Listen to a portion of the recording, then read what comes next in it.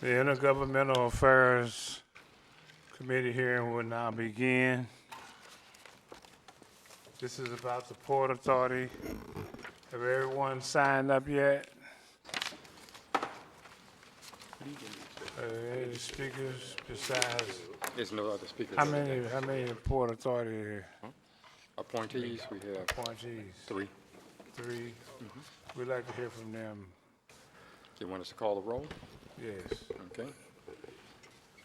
Mr. Clerk, would you call the roll, please? Alderwoman Tyus, Present. Alderman Muhammad, Alderman Gunther, Here. Alderwoman Boyd, Alderwoman Middlebrook, Present. Alderman Narayan, Present. Chairman Moore. Present. You have 5 present.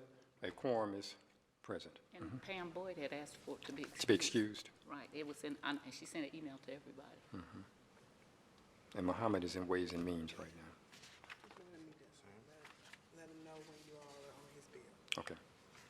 We are here to meet the new appointees for the Port Authority and get some explanation about how much mileage the Port Authority takes and how far you want to expand the Port Authority. How much money, how much revenue will be put back into the general revenue fund? You have to forgive me. I'm a little winded, but the first person, who we have, Mr. Clerk? Mr. Matthew McBride, Would you step forward, please? he's here for reappointment to the Port Authority. Reappointment, would you give us a little brief on yourself, a little, Absolutely, absolutely, Alderman. My name is Matt McBride. pull the I've been- mic up to you a little bit. To pull the mic up to you. Pull the mic up. Can you hear me now? Perfect. My name is Matt McBride, and I've been on the Port Authority since 2001. I'm currently the chairman of the Port Authority.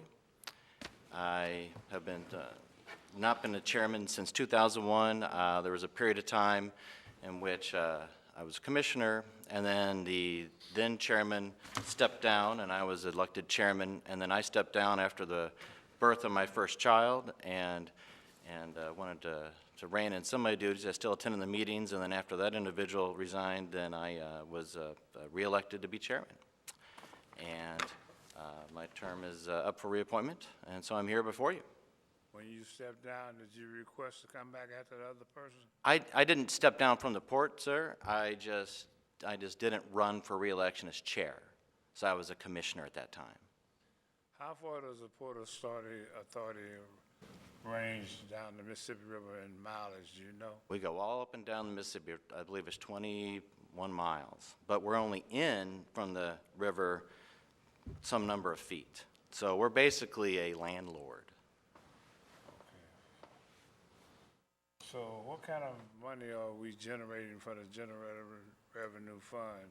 Absolutely. When I first was on the commission, we had the lease with the casino, and so we'd pull in around $2 million a year. Now that casino is no longer viable, and the current casino has a relationship with a different agency, so all of our revenues are generated through the docking fees, the leasing fees, for properties that we own up and down the river. There are very few properties that are privately held that are adjacent to the Mississippi River. So we sell, we rent for a period of time them to tie off. We have the municipal terminal. We have some warehousing up and down the riverfront.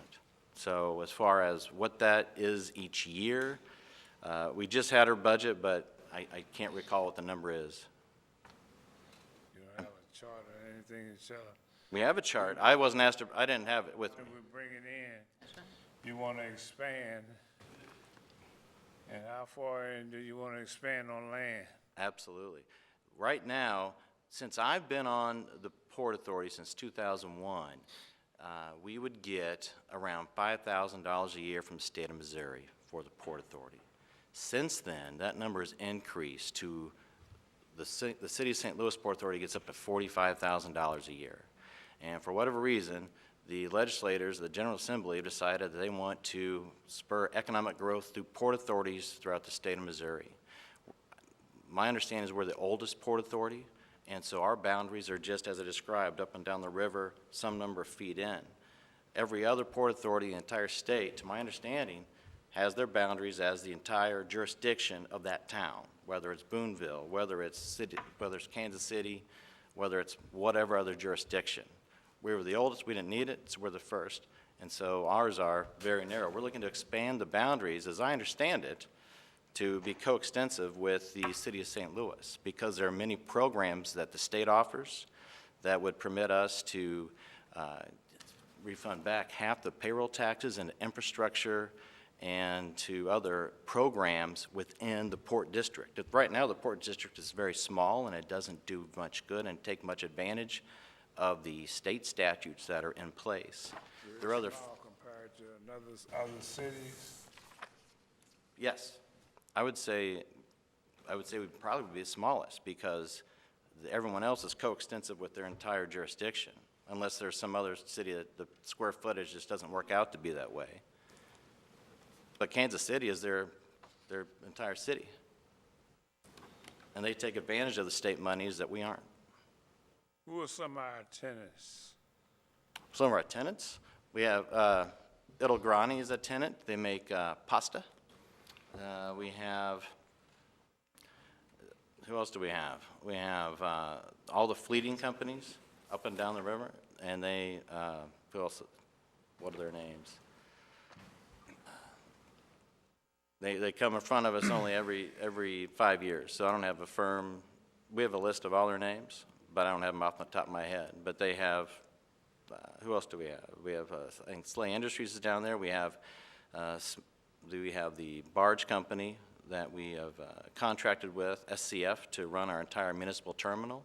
And they're an international company that is making that much more efficient and cost efficient and trying to get it so that we can bring containers up the river, load them on the railroad, and then ship them out by rail and by truck and increase the efficiency of the entire port. Okay. Are there any questions?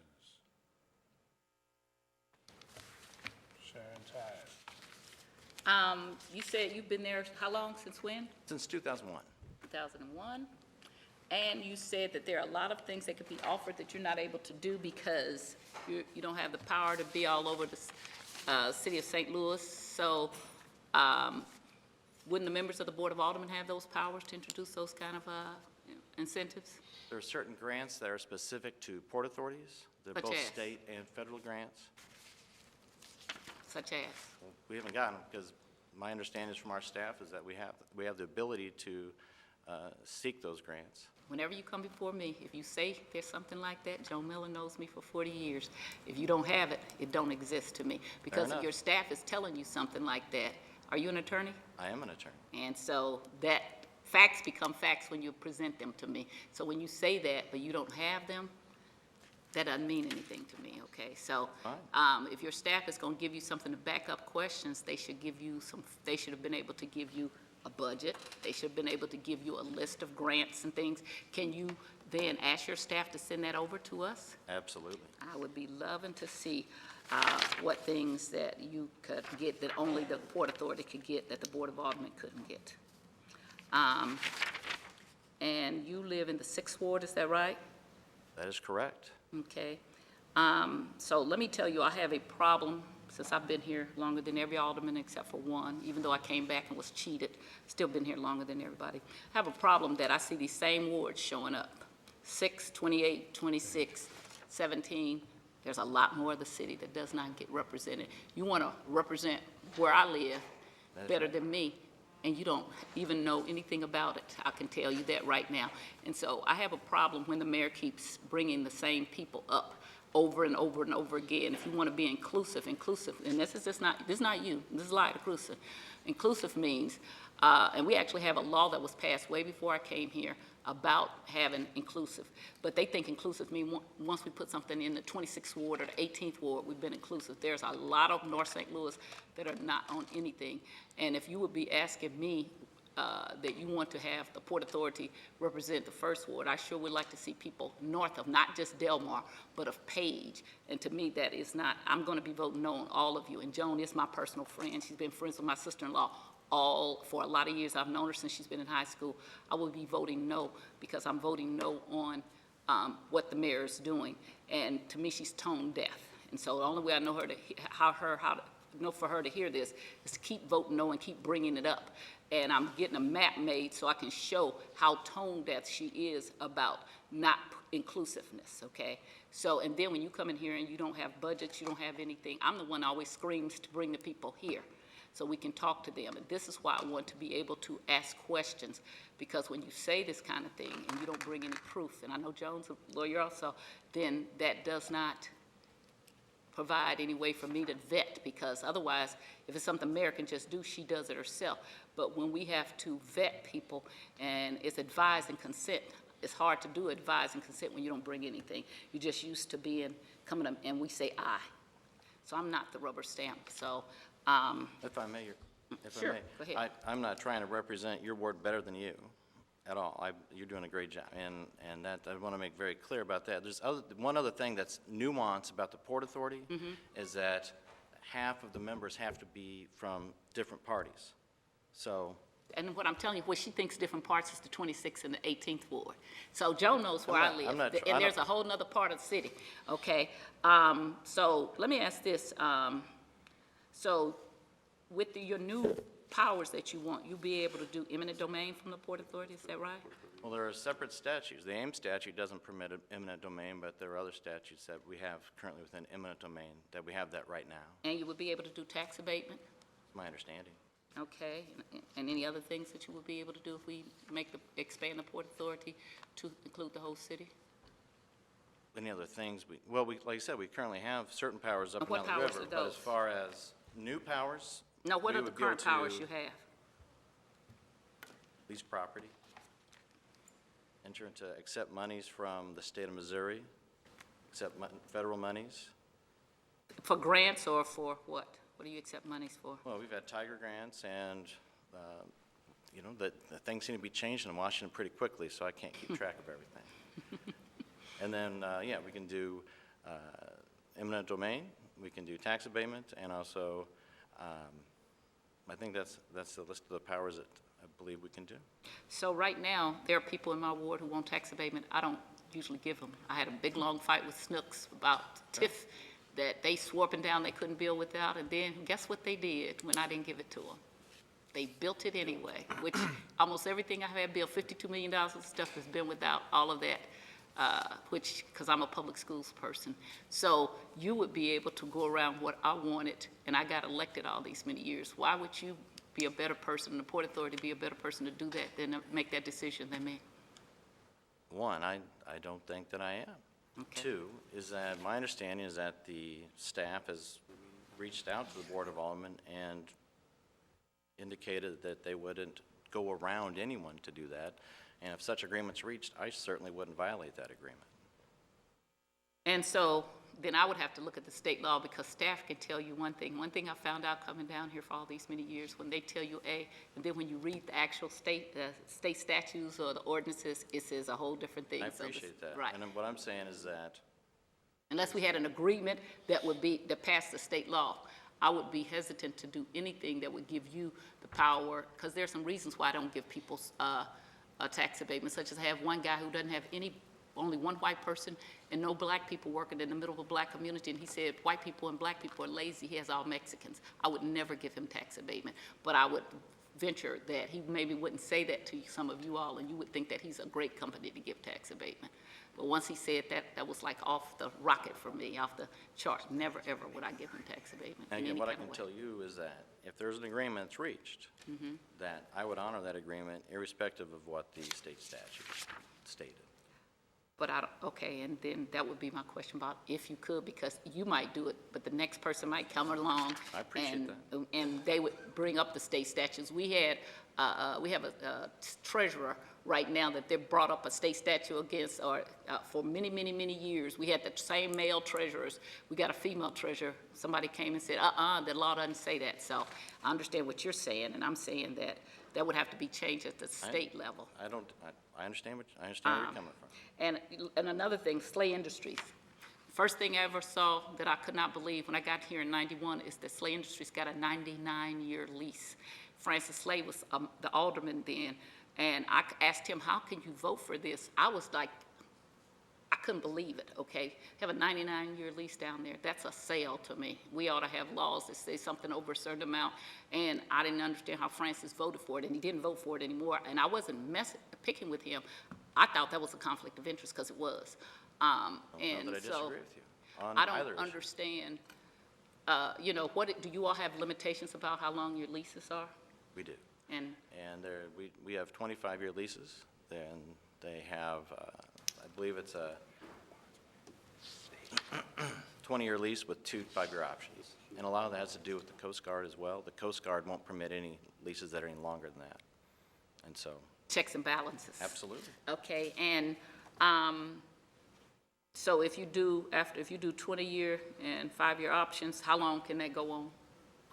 So we worked with the help of, I believe, Alderwoman Davis, recently that's been changed so that it goes out for bid after 25 years. Okay. In the past, unfortunately, it was just as long as they were in good standing, then it got rolled over. And we think that kept the rents down artificially and didn't have market rate, and we weren't bringing in the proper amount of revenue that we should be for the city. I And agree. so we've worked to change that, and it has been changed. She only did that maybe within the last couple of years, right? 'Cause Fortunately, I- it's right. definitely within the last 4 years.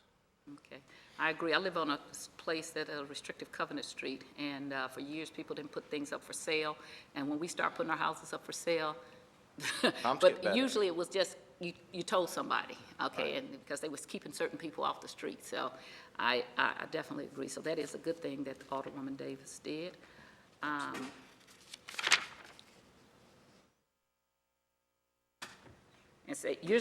so you're the chair again now, Mr. McBride? I am. Okay. I don't have any other questions except for to say that I really would like to see the budget that the chairman asked for and a list Hang from. on, hang on. I wasn't asked to bring a budget. I certainly would have brought one if I'd been asked to. No, I'm So- saying I still would like to see one. Well, that absolutely could- get you one. You can email over to the clerk and he will give it to the members of the committee. And I also would like to know what kind of powers that your staff said that you would have that you could use Federal that are grants. specific only to the Port Authority. Port I Authority. think that'd be helpful, absolutely. I have no further questions, thank you. Thank you. Why would that be use of eminent domain? One more time? When I think about a Port Authority, I think about the riverfront. Yep. And you want to expand the whole city? We want to expand the whole city only because, and this is important, the General Assembly has recently passed a state statute that permits 1/2 of the payroll taxes to not go to the state, but instead stay within the city and go to infrastructure wherever there is a port district. So if we have a project in the south of the city, and we can take the payroll taxes and put it in the north of the city, if the whole city is a port district. When you say the whole city, are you mean the outline of the city, or are you speaking of residents? I'm speaking of the whole outline of the city right now. Now, this is subject to whatever agreement is made with the Board of Aldermen, and so I can't speak to where that stands right now. What I can say is that the optimal boundary for it, not optimal, but the largest boundary for it would be the entire city. And we could, at that time, help fund many things within the city through these AIM statute, and the AIM job statute is for a salary of around $45,000, and there needs to be at least, they say, between 30 and 40 employees as a minimum at that salary range to make it effective to enter into this program. And so I can't tell you right now where those density of jobs would show up, or one employer would come in and have that. But if we did have that, then we could employ the AIM statute and keep that money for the infrastructure that we need, and that in many parts of the city have been let go, unfortunately. We need to bring it back. So that's the only, if it weren't for the AIM statute, I don't think there'd be any real need for us to do this.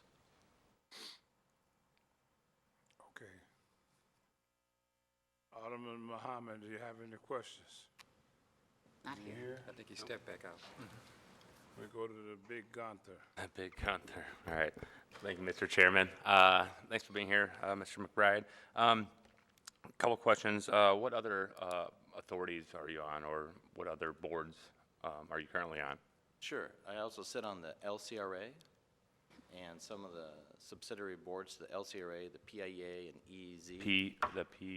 I'm sorry. It's just the alphabet soup. Yeah. The PIEA, Which is, the Planned Industrial Expansion Authority. okay. The next one was Enhanced Enterprise Zone. EEZ. I know that one, EEZ zone. Yeah. All right. Next. Through LCRA, I sit on LCRA Holdings, which is associated with the aggregation of properties for the NGA site. Okay. And as chair of the Port Authority, then I also have then I'm a director of the SLDC. SLDC? Correct.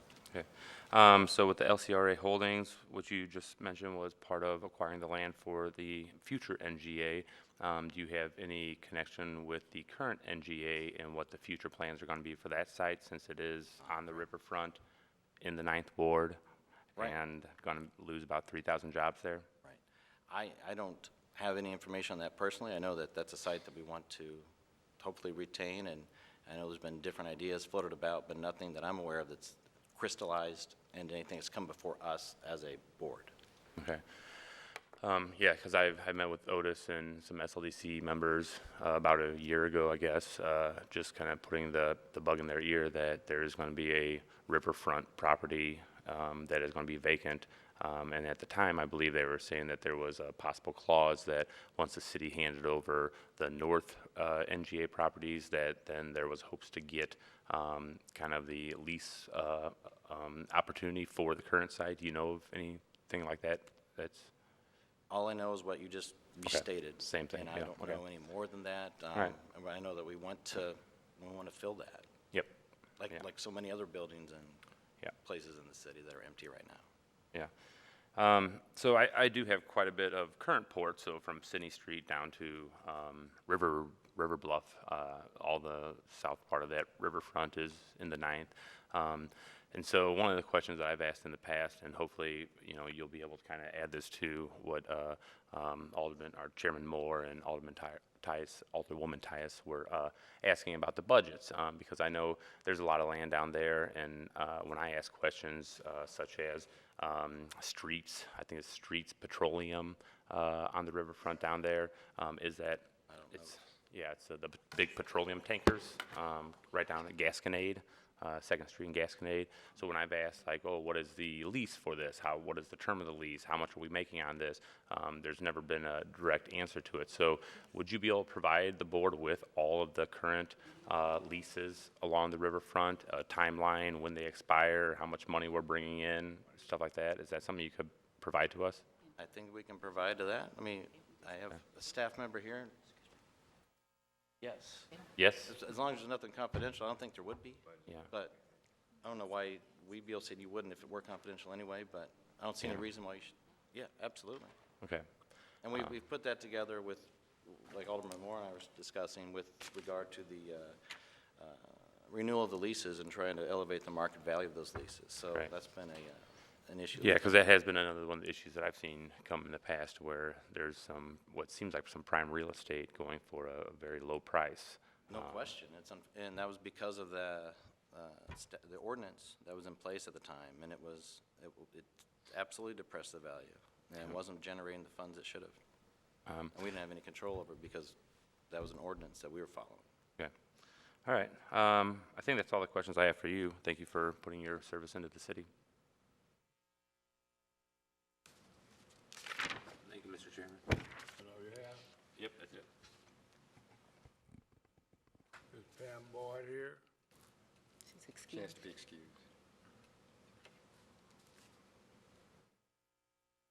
Alderwoman Middlebrook. I have no questions. And the name, Ryan? Yes, sir. Ryan. Alderman Ryan. Thank you, Chairperson Moore. And thank you, Excuse me. Thank you, Mr. McBride, for appearing here today. You mentioned that the Port Authority has the power of eminent domain. I know that that's a concern that people have with the expansion of eminent domain.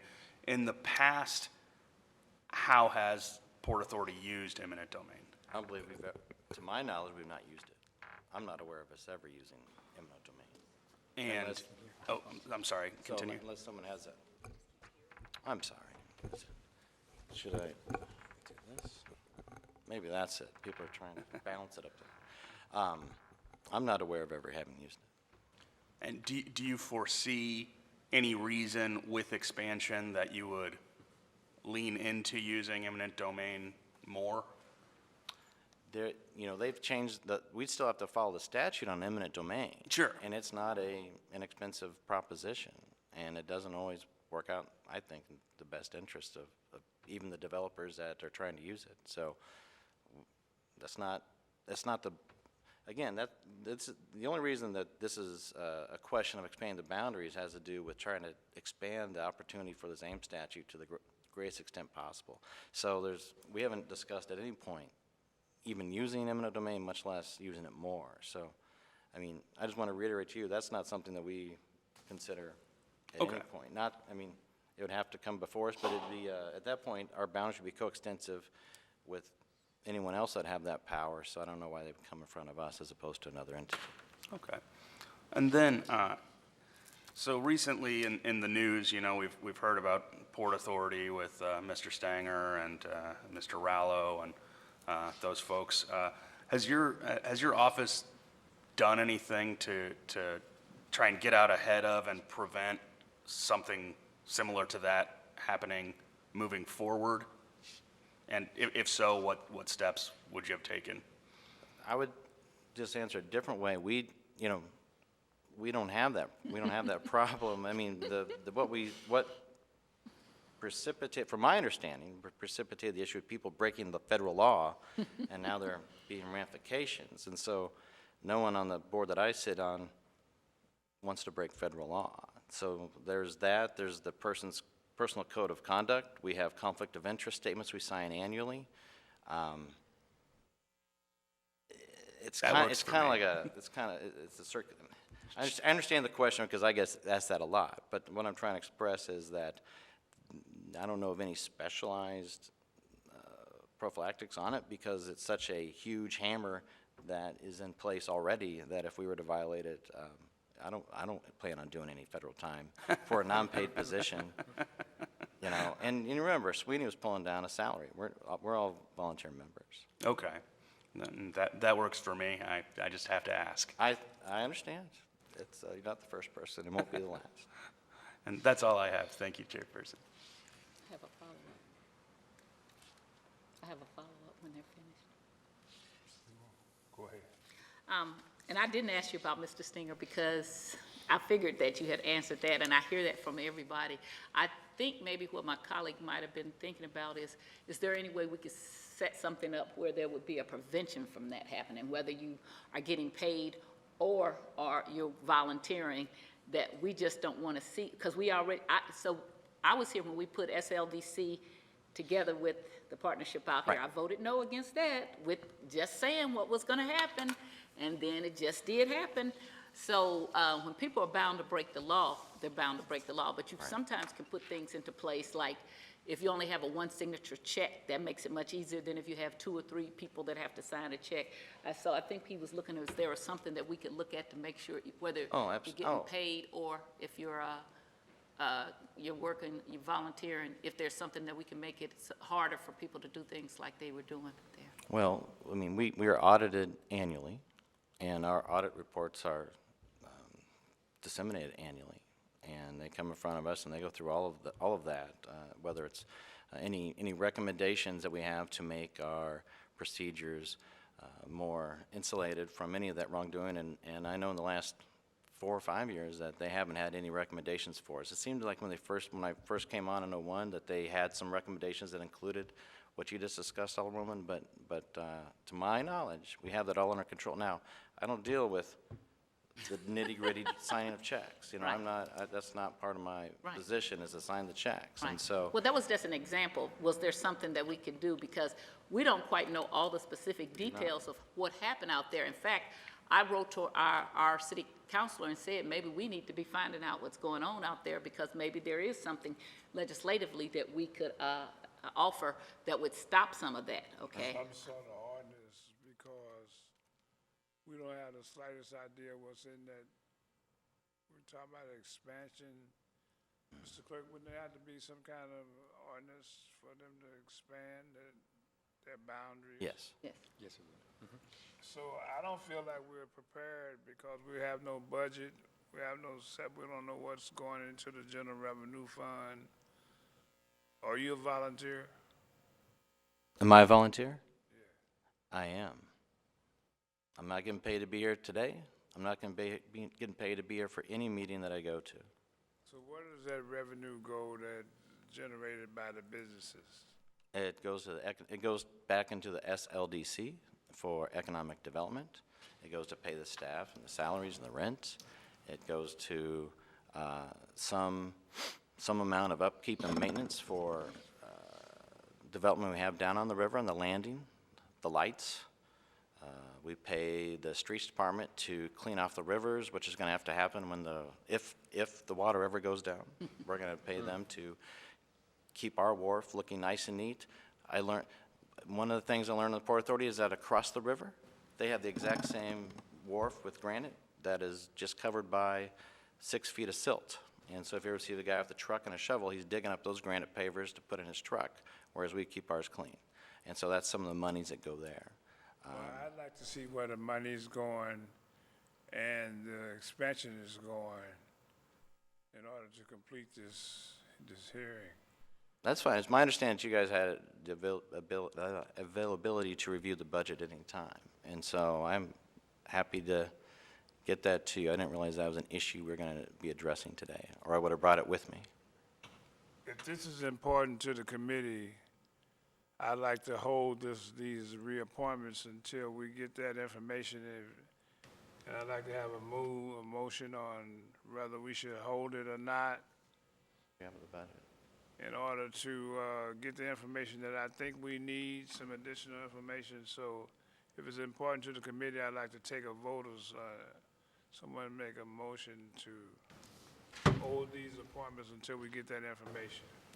So moved. Second? Mr. Clerk, would you call the roll?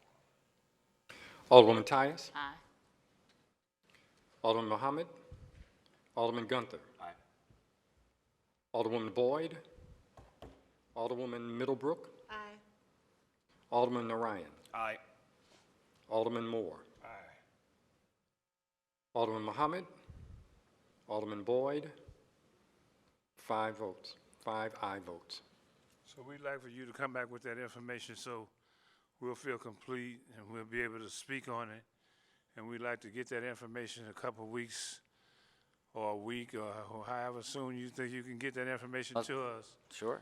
At And least you need me to 3-day appear back again? notice. I'm sorry. And I can call another hearing and we can have that information as to where the revenue's going, Like the interview. What you brought up who's was getting so- the The money, question where the revenue's going or how much? You be on all how these much. things.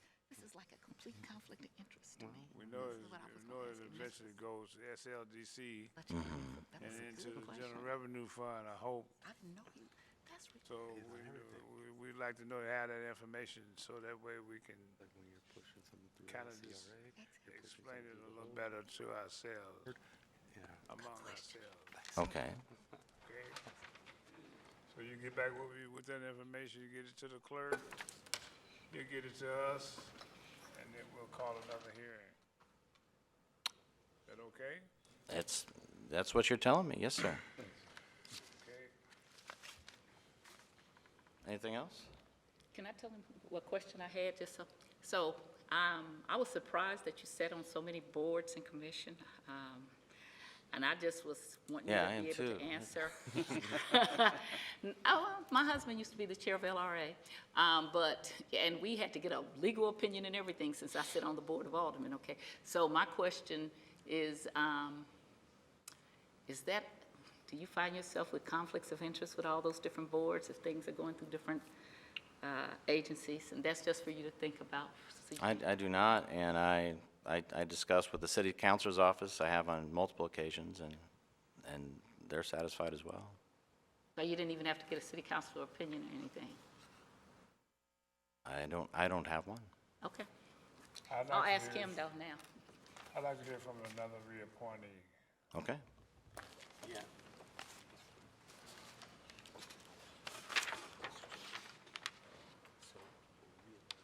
you want Ms. Mason or Miller?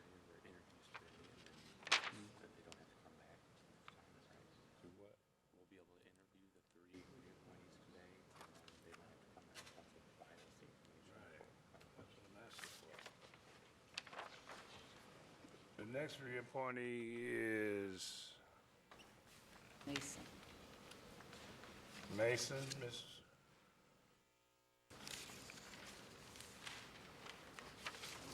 Hello. How are you? Hello. My name is Tanya Allen Mason. Good afternoon.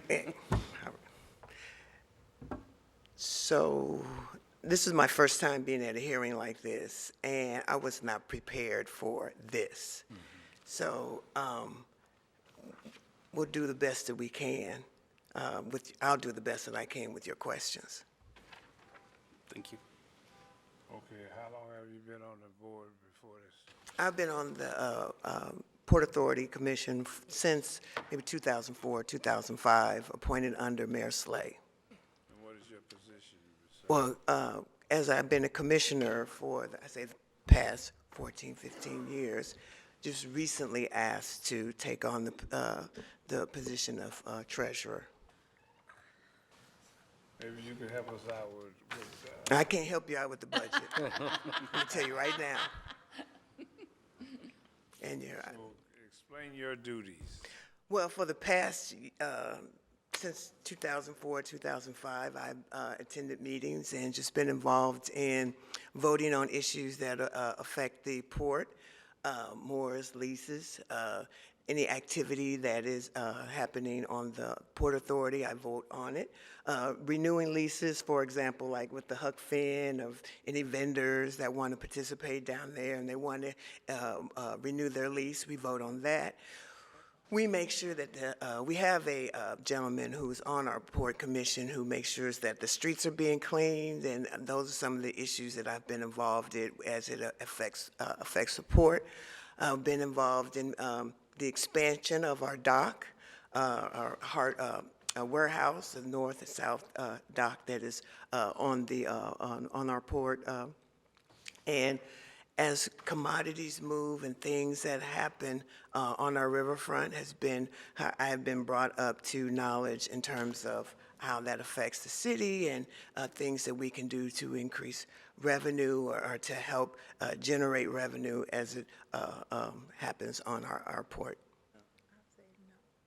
And a whole lot more, but again, I was not prepared for this. I had no idea, so if I can plead ignorant, I would do that. But I'm not ignorant in terms of what happens. But I could have been much better prepared. I would have dressed extremely better than this, than wearing my work uniform. But anyway. You know how many tenants we have down on How many what? tenants? Tenants that we have. People are renting from the Port Authority. No, I don't have that information off the top of my head. I do not.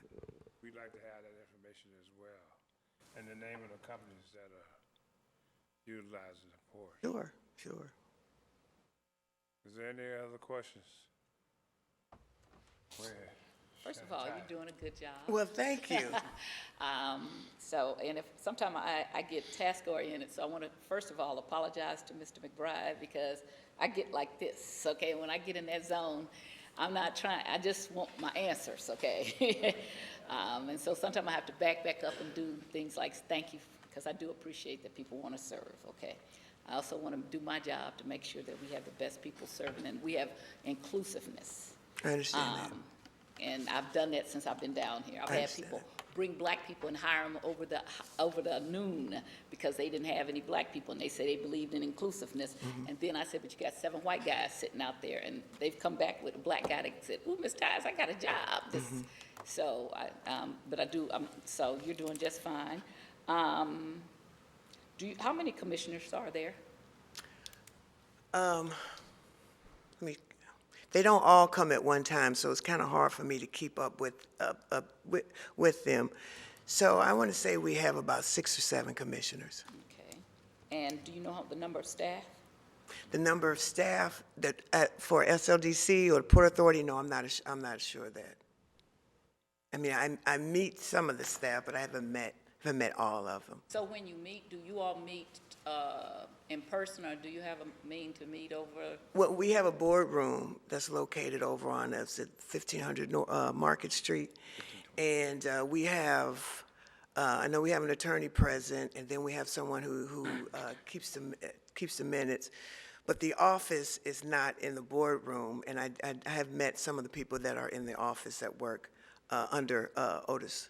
No, but I'm saying, so when the commissioners meet, do you have to be, now I've known that some people have decided commissioners can meet over the, Facebook or FaceTime or No, whatever. we meet in person. You meet in person? Yes. Okay. And if we're not able to meet and we want to meet by phone, we can do that, intercom. And sometimes I've done that, especially when they needed a quorum. I've called in. Okay. And so when you have meetings or when you're approving leases and things like that, do the vendors come before you? Yes, they do. They come and they make a presentation. If we have any questions, we question them. That's like what we're doing. If we've seen anything in the newspaper that we think that might be questionable, we will question it. And I have on occasion have tabled approvals until things have been cleared up or made clear to various commissioners. And you live in the 28th ward? Yes, I do. Are you a long-term city resident, or you? I have lived in this city all my life. Well, because I was born in San Francisco, so I can't say. Much of your life. Much of your life. Since I moved to St. Louis, I have been a resident of St. Louis City, and in the north side, Penrose neighborhood. And That's a very good neighborhood. See? You just said See? the magic words. Penrose. I've been representing Shreve. Penrose for 20-some Okay, years. okay. It's a Yeah. beautiful neighborhood. Yes, it is. It is.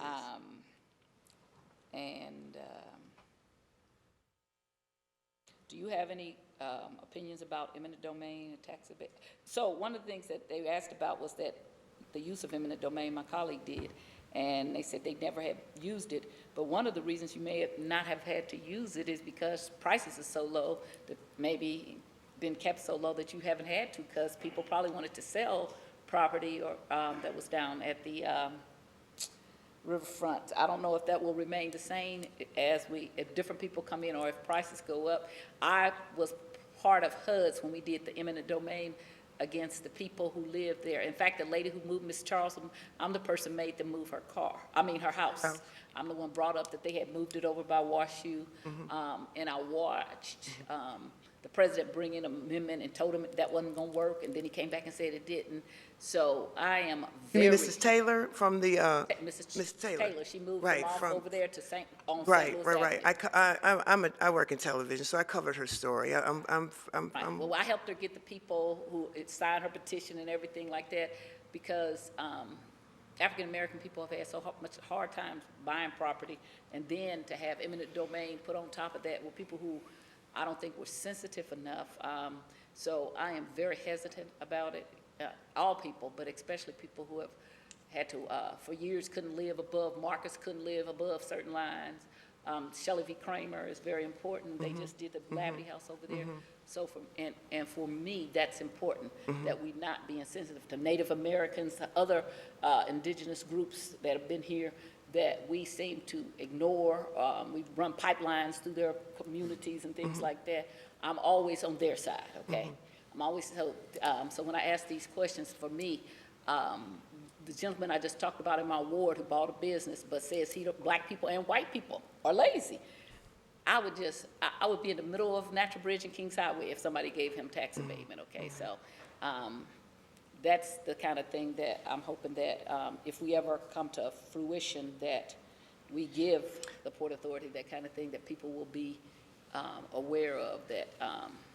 Are you asking me a question? Yes, my thing is that what is your philosophy about eminent domain and tax abatement? Well, I understand the premise of eminent domain is just to not impede progress. But in saying that, you have to be sensitive to the areas in which you're trying to impede, not to impede progress. I hear what you're saying. Being a longtime resident of this city, I look at the north side and I wonder why. That's all I say. Team floor, team forward, team forward. Right, I get it, I get it. I just wonder why.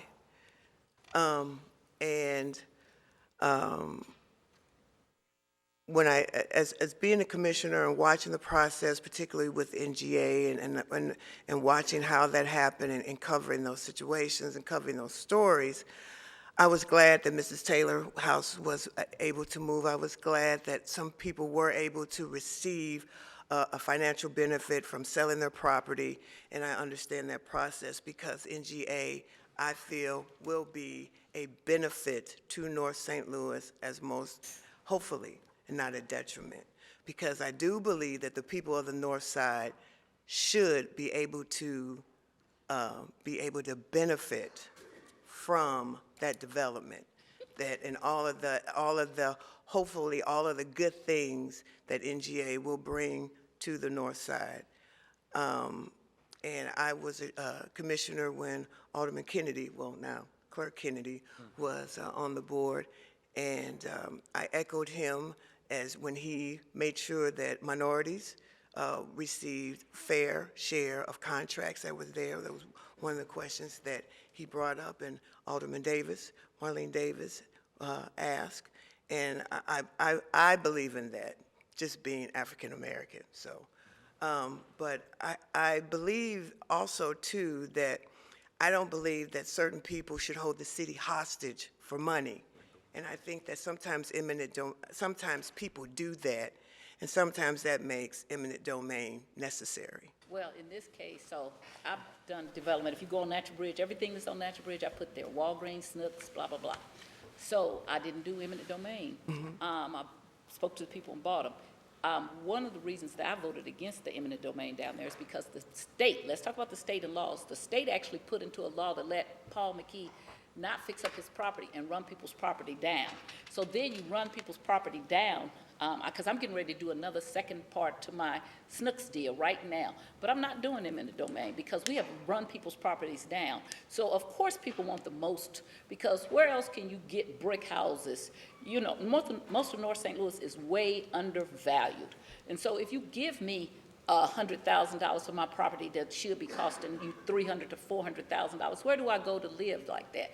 And so for me, that the state had and the city had let that community run down purposefully, and that we have something that people keep saying we haven't adopted, but you can implement without adopting a Team 4 plan that specifically spoke to how we can run North St. Louis down, and we've been doing all of those things.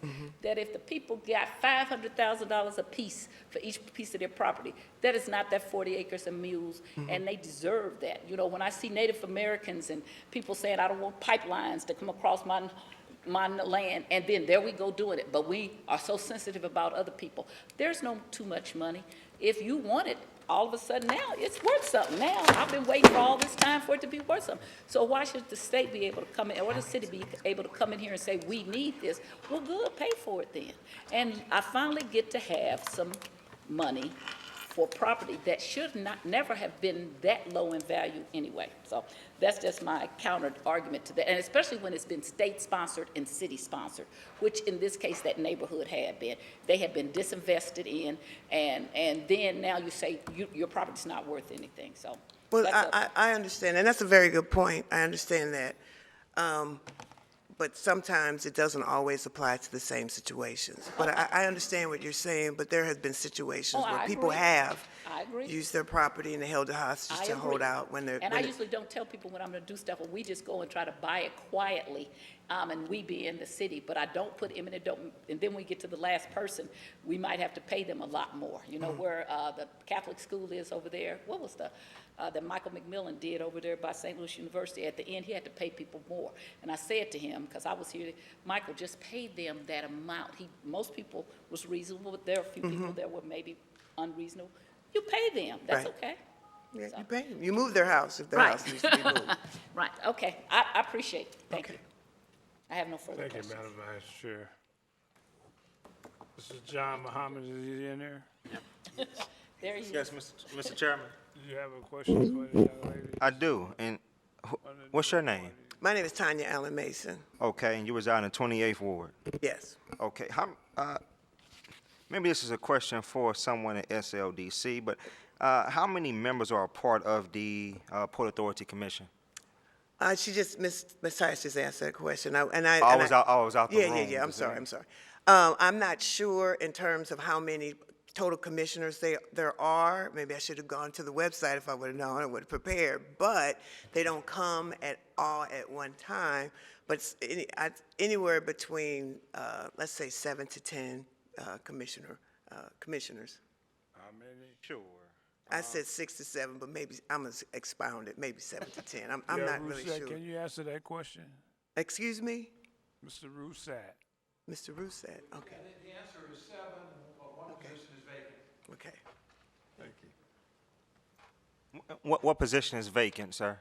Well, it's just one of the commissioners. What's the name? Who was the last commissioner of that, in that position? Wasn't it, okay. For a number of years? Why? Commission has to be, it can't be all the same party. Who are you? I'm Matt Pratt. Okay. Oh, so you're a part of the commission. Who's the chairman of the commission? Okay. So there are 7 members in total. Right now, there are only 6 because 1 is vacant. There are 6 members here who will be in the, And 1 is... we're saying the same things. Sure. Step up You want the to come up to, mic. Just step up. Step up to the You wanna yeah, step up? step up. I'm on the city's website, and I cannot find the commission members. No, you stay here. Where can I find the members of the commission on the city's website? Would you know? Like, Port Authority. St. Louis yeah, it's Port not Authority. there. Oh, so it has its own. That's a link to,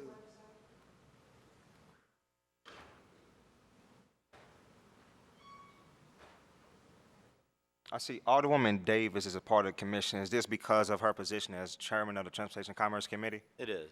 Okay. And Clerk Kennedy Jamie was Wilson. a member whenever he was chairman of that same committee. How many members reside in North St. Louis on this commission?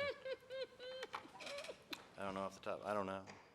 Because right here, I see 1 member in North St. Louis, Joanne Miller, 26 Ward. Joan. Joan. Is that you? Hey, how are you, Miss Joan? So it looks like you are the only North Side resident part of this commission. Don't go cross page, because then it And becomes the zero. Port Authority, most of it sits right in the heart of North St. Louis. Most of of it sits it. right next to the Mississippi River. In North St. Louis. Most of it's in her ward, but also sure. too, keep in mind that I think that's right. we've had members who have left and come back and, things have moved around.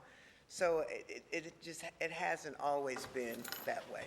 Yes, it has. I've been here since 1991, yes, And it has. you've never had anyone on the Port Authority who lived in North St. Louis. Very seldom. That is why I am so saying that the mayor is tone deaf and the previous mayor was tone deaf. I have kept all of those things since then. Madam Yes, it Vice has. Chair, Sorry, Mr. Chairman. John? Yes, Mr. Chairman. So the Port Authority, of course, it stretches along the river, sure, but most of it sits in the 2nd Ward, and I know some sits in the 9th Ward under Alderman Gunther, and there's also some in most of our wards who sit along the North Riverfront neighborhood. Has anyone met with the Alderman of the 2nd Ward about appointments to the Port Authority? I guess that's a question for SLDC or the Port Authority.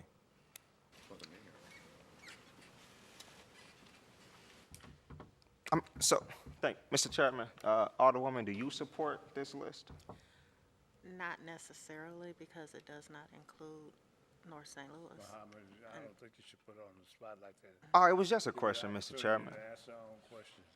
No, I just wanted to know if she.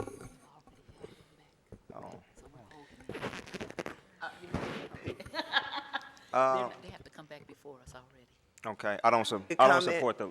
Can I say something I to don't what s- you're saying? I don't support the list, Mr. Chairman. I have no further comments or questions. You know, I hear what you're saying in terms about not living in North St. Louis, but just because a person does not live, and I take offense to that, because I have lived in North St. Louis, and I understand what you're saying, but just because I live in the 28th Ward does not mean that I do not care about what happens on the north side. I care about it deeply. I care about it every day. I work with children who live on the north side, and I give my time to working with children, both professionally and both personally, to children who live in the north side to build up their lives and make it better. So I take offense to that. So, I mean, I understand your grievance and I understand what you're saying, but don't put it on us in terms of as this is our fault and you don't agree with this list because we don't live on the north side, because I was raised in the north side. I went to public schools and I put my children in public schools, and I have been criticized for doing that, for putting my children in public schools, because I'm a professional. My husband is a judge. We chose to be a part of this community. So if you have any issues with that, please don't take it out on us. And I get it, but I take offense to it. We're not taking on, And I hear what you're saying, but I just feel that just because you're saying that the list is not as diverse as you would like for it to be, that we don't care about what happens on the north side. I'm on a port. I was appointed to be over things on the riverfront, not on the north side. Now, if you have a north side commission, I get on it. And if I could do anything to help build up the north side, I would do it. But I was asked to come here to talk about the Port Commission, in which I feel really kind of bad because I'm not prepared really to be able to talk about some of the things I like to be able to talk about. Yes, you are. Okay.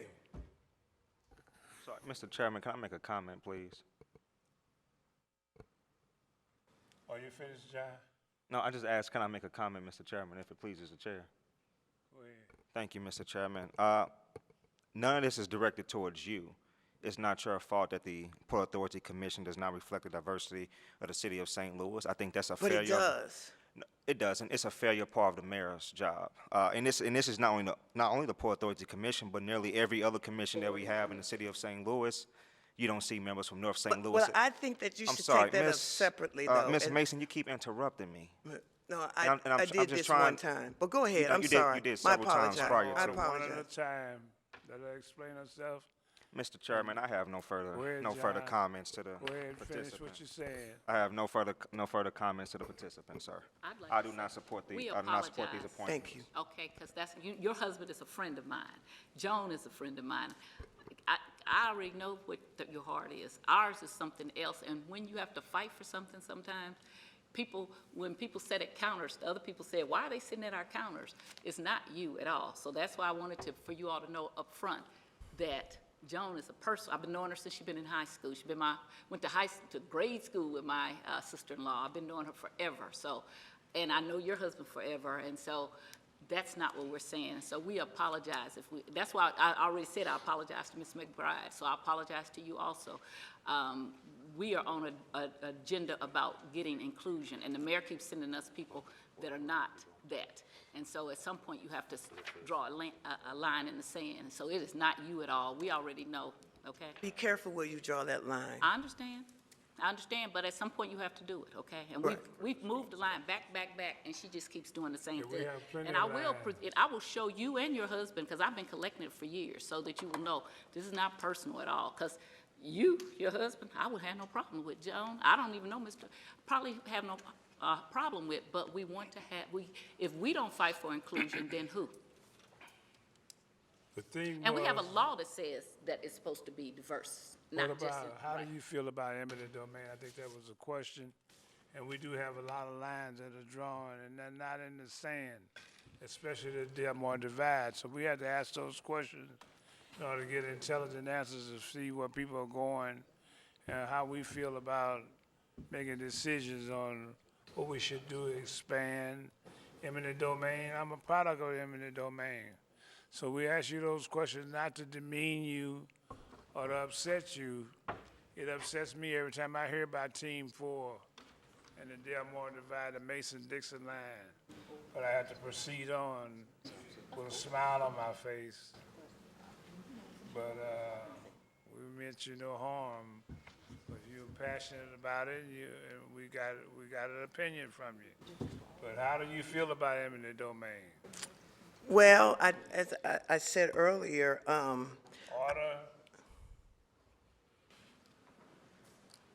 Go ahead.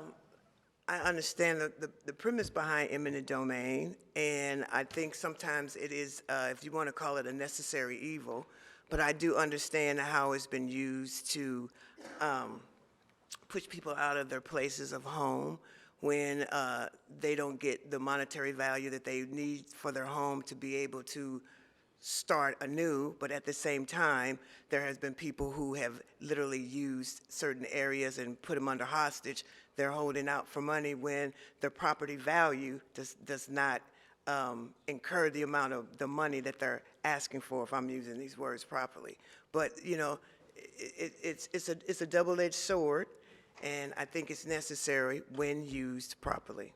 Okay, Alderman Gunther, do you have a question? I'll just say thank you very much, Ms. Mason, for being here and for your service to the Port Authority. Similar to what I asked Mr. McBride, do you serve on any other boards or commissions? I'm a committee person for, I'm a state committee person for Okay. Ward 4 under the Republican committee, and also I am a secretary for the St. Louis Central Republican Committee. Okay. Secretary of the St. Louis Central. Yeah, St. Louis Central Republican Committee. Okay. And I thank A you. committee member for District 4. District 4. Okay. Yeah, and I thank you for your passion about just because you live in one ward doesn't mean that you don't care about all the city. I think that's I think that's line the that purpose gets- why I'm here, is because Right. I do care about the city. Right. So I appreciate that. I think, and again, I thank you for your time. I do want to ask, it's been brought up because you did mention that as part of being treasurer that you made sure that like streets were cleaned and some of the infrastructure issues, and it's been brought up that one of the purposes of the Port Authority is for infrastructure improvements. Because the ports are not just barges, they also incorporate river railroad traffic, and some of the trucking companies and some of those issues that we have. And again, I'll mention that the 9th Ward, I have quite a bit of port, and from Broadway east to the river, I have a whole lot of trucking companies, Yellow Freight, I have Anheuser-Busch, obviously, runs a lot of trucks. So my question, talking about infrastructure, when you guys do improvements, are you only doing improvements to like the port and the property you own, or are you guys allowed to do improvements to, say, 2nd Street, which I can't drive a vehicle down because of how many potholes there are in it, but it's all because of the truck lines. So do you guys do improvements to streets, or is it just the river? Well, it's not just the river, and we cover a lot of areas in our meetings, but I know that there's been some issues with some of the streets past with the Lenore K. Sullivan as you go down to the river. And we have covered and voted on some issues with regards to repairing streets and to making sure that the traffic doesn't bottleneck in those areas. So if my memory serves me correctly, I'm going to answer your question and say yes. Okay, wonderful. Yeah, because again, as everyone on the board knows, we get a certain chunk of money every year to be doing street improvements, and when I have estimates for 2nd Street or Gasconade, and they tell me I need $90,000 to do it, but all of the traffic is from port-related issues, it sure would be nice to have some help with paving streets for stuff that is just related. I have railroad tracks running down the middle of 2nd Street. Right, and those are some of the things that we have covered. We made sure that if a company is using a track, that those rentals and those leases are current and that they are paying to use those tracks. And then hopefully some of the leasing money goes to improve those streets and other public. Right, and Susan might have to help me with this. When we do, with businesses that are there, we do provide some relief for them to make sure that those areas are paved properly and that the streets are properly maintained. Wonderful. That's the best answer I've gotten all day here. Okay. So, again, thank you for your time, Right. and I appreciate your service. All right. Thank you. Thank you. That all you have, Alderman Gunn? Oh, thank you. Oh, sorry, I'm not done yet. Alderwoman Pam Boyd. No questions. Alderwoman Middlebrook. No questions. Alderman Narayan. Thank you, Chairman. And I'd like to echo the sentiment and just thank you for your time and your service and coming here today and, you know, answering our questions. So how many hours a week would you say that you put into to Port Authority work? It just depends, and it just depends on what is we're going to be voting on at a meeting. If it's something that is sort of just kind of we just kind of passing through because some of these folks have had a long tenure on the riverfront, and they do a great job, and they provide a service, whether it's helicopter or it's the hook fin or the boating things down there. It doesn't require a lot of research, but sometimes if there's an issue that needs to be researched, that we need to understand, that we put more time into it. But I just can't put a number and say, well, I spend 3 hours a week or 3 hours a month on port-related issues, because sometimes it doesn't always require that. But when need be, when we need to understand something, and I try to keep up with what is going on with the port, I get the magazines that affect the river. They're sent to my house, and I do read them. I tease my husband about the fact that I do read them. But yes, I do as much as I try to, with all the other things that I'm doing, just to stay current, to make sure that I'm on top of what's happening with our port, which is probably one of the busiest ports, by the way, in the United States, which I'm very proud of that. So would it be closer to 0 hours a month or 50 hours a month? But no, I'd say 3 hours. Let's just, I can't really put a time, a limit on it. Sometimes more than others. Sure. Right. I put a lot of time in with the NGA, so to speak. So Okay, yeah, that a lot makes of sense. time in that, only because my job, it wasn't a requirement, but I was just so interested in what was happening and how it affects the city, our region, and how it affects the north side. So I put a lot of hours into that. And in your experience, would you say that the hours that you put in are similar to the hours that the other commissioners put in? I would dare not answer that question because I don't know I don't know, and I don't want to compare myself. I'm sure that they do put many hours in it, maybe some less than others because they're so much more well-versed. We have a lot of attorneys, we have a judge, we have an accountant, and they understand these things so much better than I do. Understandable. And Mr. McBride stated that he volunteered for the position, that he was not paid. Is that the same for all the commissioners then? To my knowledge. Okay. And then you mentioned that your husband is a judge, and I'm a trial attorney, so I was just curious what your husband's name was. David Mason. Okay, great. And that's all I have. Right. Thank you. Okay, all right. Nope.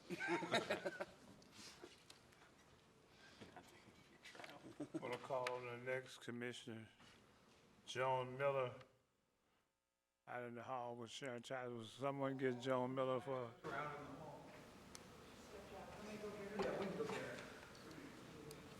Mr. Gonzalez.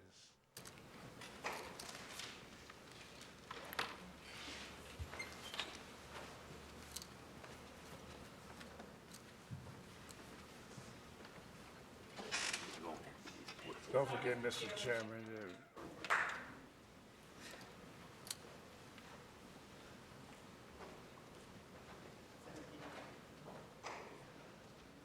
Gunther, are you guys going to another committee hearing?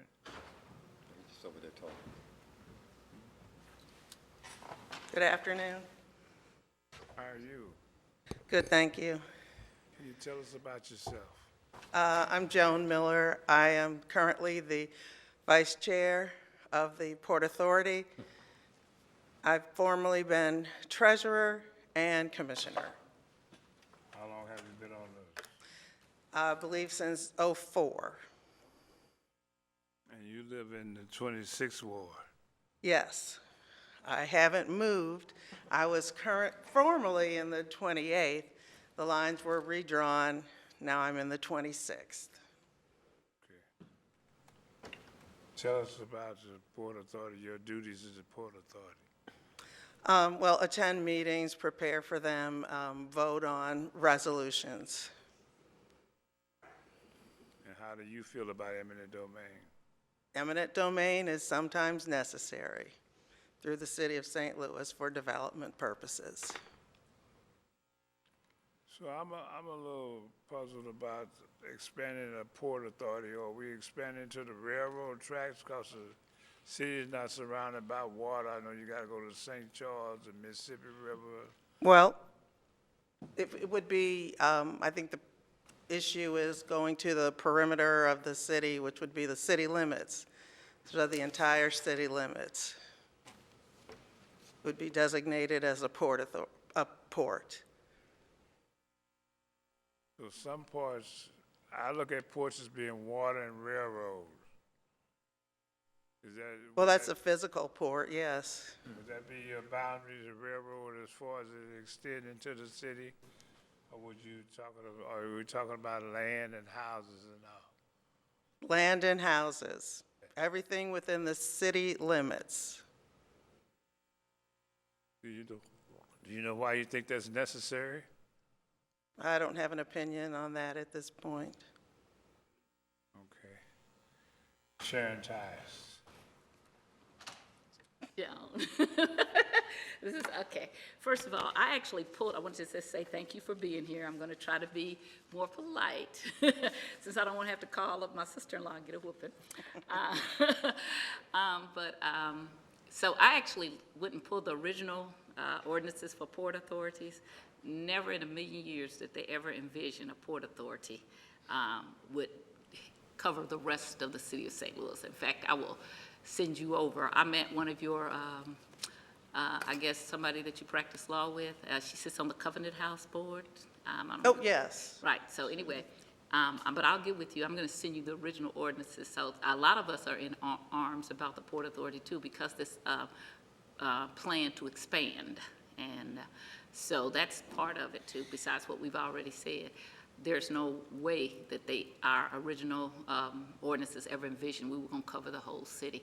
And so they speak to water and to the railroad tracks.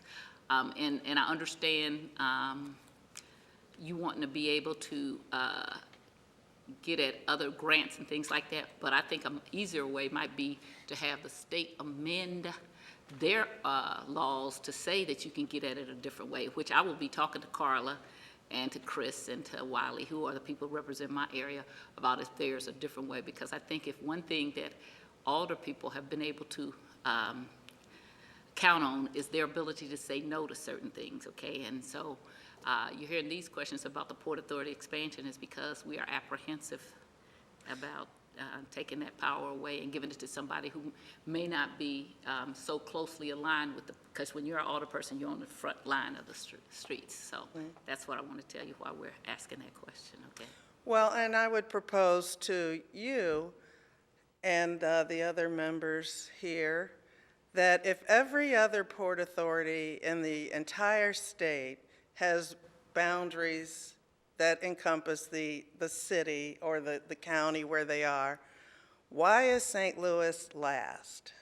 Why is St. Louis not doing that or taking advantage of anything that could come of that?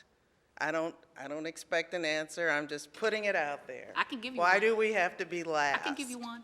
First of all, because St. Louis is not inclusive, okay? So every other cities, they're inclusive of their towns and their little towns and communities. So in St. Louis, we have a majority African-American population that we only have 11 black aldermen down here. We've lost a white population and gained and gained white representation. So there is a very much distrust. When you hear and talk about the Team 4 plan that's very much well-known in the community. And we're not, I just told you, we're not included on boards and commission when you get past north of Page. So that is why, because there has not been fair representation. And now we just came out with this Better Together that will wipe out all the black politicians that got elected with no speaking to us at all. That does not make black people or even some white people trust in the process. So that's part of the reason right there, okay, because they've been so racist. They moved my ward. You've been to my community. It was thriving. We did $52 million worth of new stuff, and they put it into wards in which they were not thriving. That's the kind of thing that you do, okay, that will make you not believe in things. So you have to have a belief. And then just what has happened out in the county with Mr. Stinger, that doesn't make anybody feel good. Right now, we put our SLDC with theirs out there, and all the stuff that was going on, that's part of us too, okay? But they said, trust us, trust us. Metrolink, I was here when we did Metrolink. We went all around North St. Louis and went to the airport, and they said, when we get this done, we'll go and come down Natural Bridge and do one north-south distributor. 20-something years later, they have not. So when you've been in government a long time like I have, and you see all the lies that they tell and the racism and the desperate impact it has on the community, you don't trust anything people are trying to do, especially the very same people who've been doing this. So that's why St. Louis isn't doing it. And what works for other places does not necessarily work for the city of St. Louis. I'll give you one more example. Every place in the state except for Kansas City and St. Louis can either elect their judges or appoint them and have something that they can do to change the way they do it. In the state constitution, they prohibit the city of St. Louis and the city of Kansas City from doing anything but having their judges appointed. So that means two very democratic towns have Republican governors appointing their judges. I really do have way more of the answers than you think that I have, okay? I have issues with that, but that's beyond the Port Authority. I know, but I'm so- just saying, but you can't, I don't look at anything in just a small little bubble. It's a big, giant world, or especially metropolitan area that I look at in the state of Missouri. So I grew up in the central Illinois, and I grew up in Illinois where they have 4 statewide black elected officials, okay? 3, 4? And we've never had a black elected official statewide in the state of Missouri. And even Barack Obama, with $1 billion, could not win the state of Missouri. Everybody else downstream of him won it. When people were saying, this is a red state, no, it wasn't. Jay Nixon won, everybody else won that was white.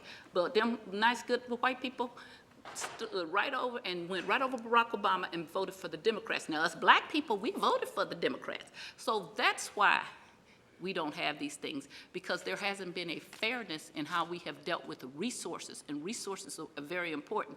And they don't care that they lie right to your face, okay? And I'm sitting here telling you, Metrolink lied to my face to get my vote, and now they're going all around me not to put Metrolink in down Natural Bridge. And I keep telling them, over my dead body, I'll be here until I'm 105 to make sure that you do. So that's what happened, is that people don't keep their words. And even though you may have a very good intent, you may not be here the next time. And he may not be here, and you may, people that's there, but when you know as a lawyer, there's precedent that's set. So once we give you this power, how the next set of people will use it.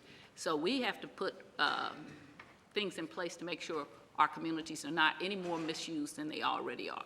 And so that's why St. Louis doesn't have it, because maybe they, in Kansas City, they have, what's a black group that they have that if, Freedom Inc. They have Freedom Inc. and they will punish you, okay? And so we don't have that here in St. Louis. And they've been able to get away with an awful lot. How do you have a city, we're South Africa, 53% black, 11 black aldermen. We got that with Vervis Jones in the 1980s. We're supposed to have 14 black aldermen. We're supposed to have equal, of not all power. So that's why that's happening, okay? Okay. Shah Muhammad, No questions, Mr. Chairman. Dan Gunther. Thank you, Vice Chair Miller. Same question, other boards that you're on? Other commissions, boards? I am not on any other boards or commissions, No other just ones? Okay. college alumni associations. All right, wonderful. All right. And I think most of our questions have been answered, but I'm also going to just mention to you that, you know, I think from a year ago or so, or a little less than a year ago, when the issue started being brought up about expanding the Port Authority, a lot of people that had concerns were because of the eminent domain and the ability to give out tax abatement without approval of the board. We've made some changes to that, but that's kind of where some of these issues are still being brought up to make sure that, there is transparency and we don't find ourselves in a situation like the St. Louis County did with having multiple Port Authority boards appointed and, different kind of corruption going on, I would say. So thank you for your time today, and thank you for serving on the board. You're welcome. Okay, Pamela Boyd is not here yet. Lisa Miller-Bro. I have no questions. And Brother Brett. Go to the first name. Thank you, Chairman. Just one question for you. What college alumni association? Smith College. Great, thank you. You're welcome. That's all I have for you. Thank you. I could tell undergraduate too. I could tell, I was just messing with you. I could say, what high school? That's St. Louis question.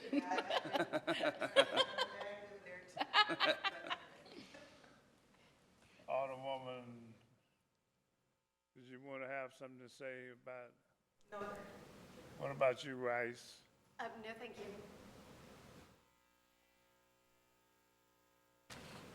Val, you have anything? Y'all just sitting in. Y'all want to hear me talk? Thank you very much. I'd like to ask Dale Rousset a few questions, if you would.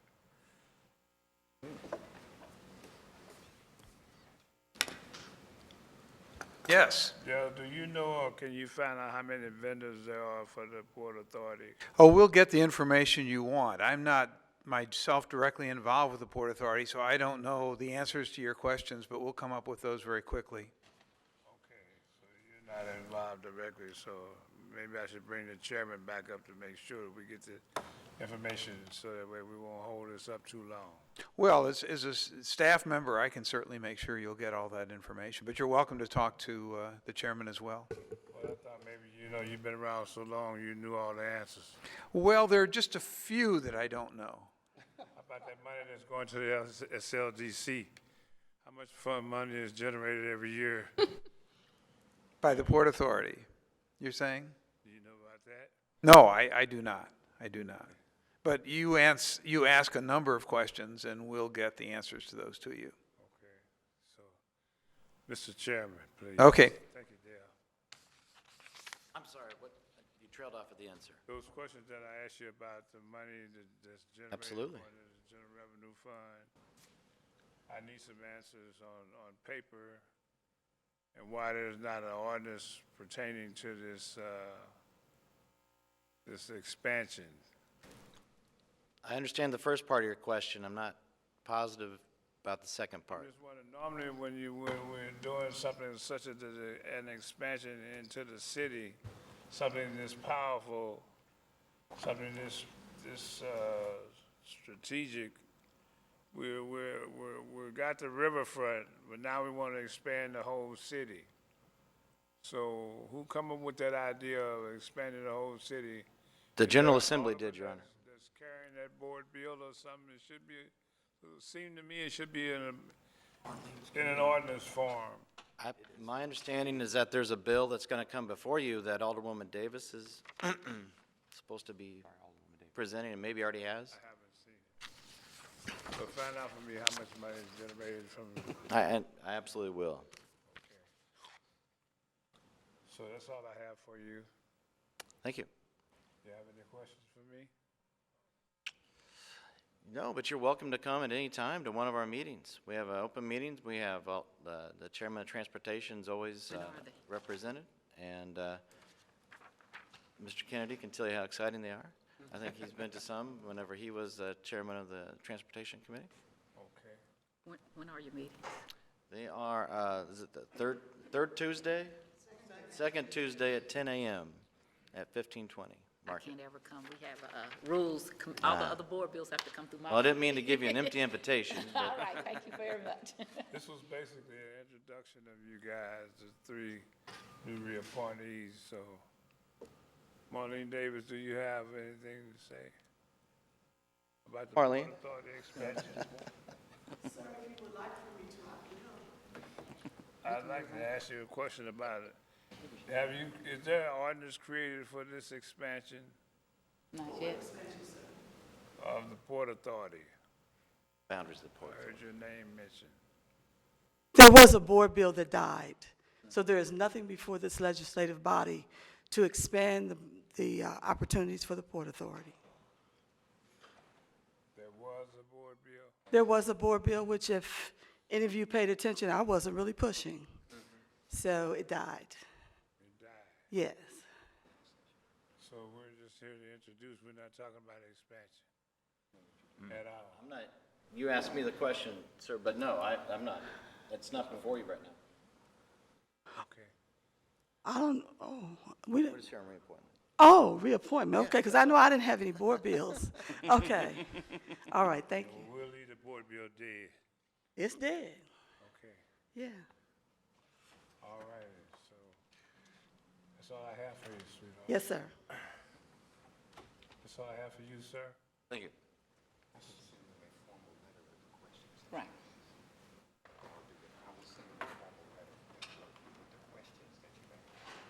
Okay. Right. Mr. Chairman, you will receive a formal letter from the clerk asking you to answer the questions that we requested. And we're gonna conclude this meeting, I'm gonna adjourn this meeting without the reappointments. We still have. And, we'll get back with you as soon as possible. The clerk is pretty swift, so, Yes, May I we'll hear get back from to you? him as soon as possible as well. and he's good, so he'll get right on it. We won't be a big delay. Won't be no hoopla about it. We'll take care of you.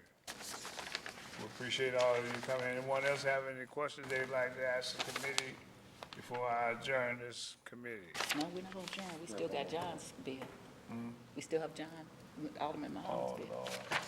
Lord. Forgot about my. Just take it up later. John Muhammad, do you have any questions? You have to come No, forward we on just the move bill. on to the next thing on the agenda. You don't have any questions? Dan Gunther, Nope, I'm good. Ready for his bill? Pam Boyd, Middlebrook, No.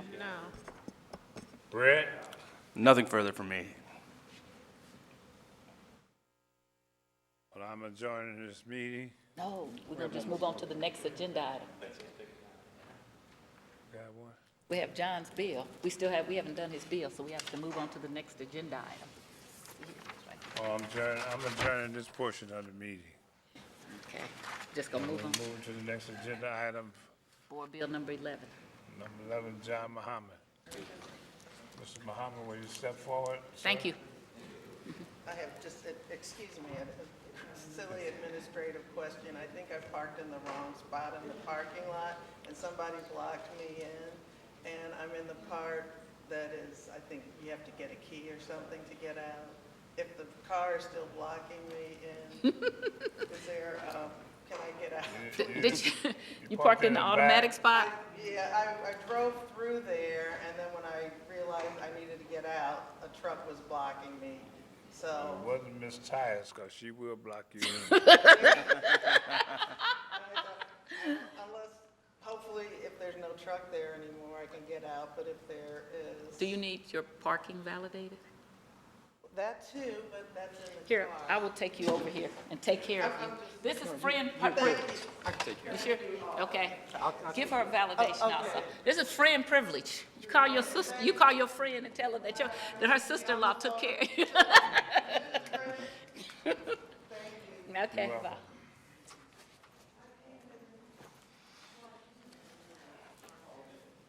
Did you adjourn? You're out of here. You can leave. Oh, yes, you can. It's okay. Do you have another meeting to go to? It's okay. I do. It's okay, go ahead, we got you. I think we get 2 hours on Port Authority.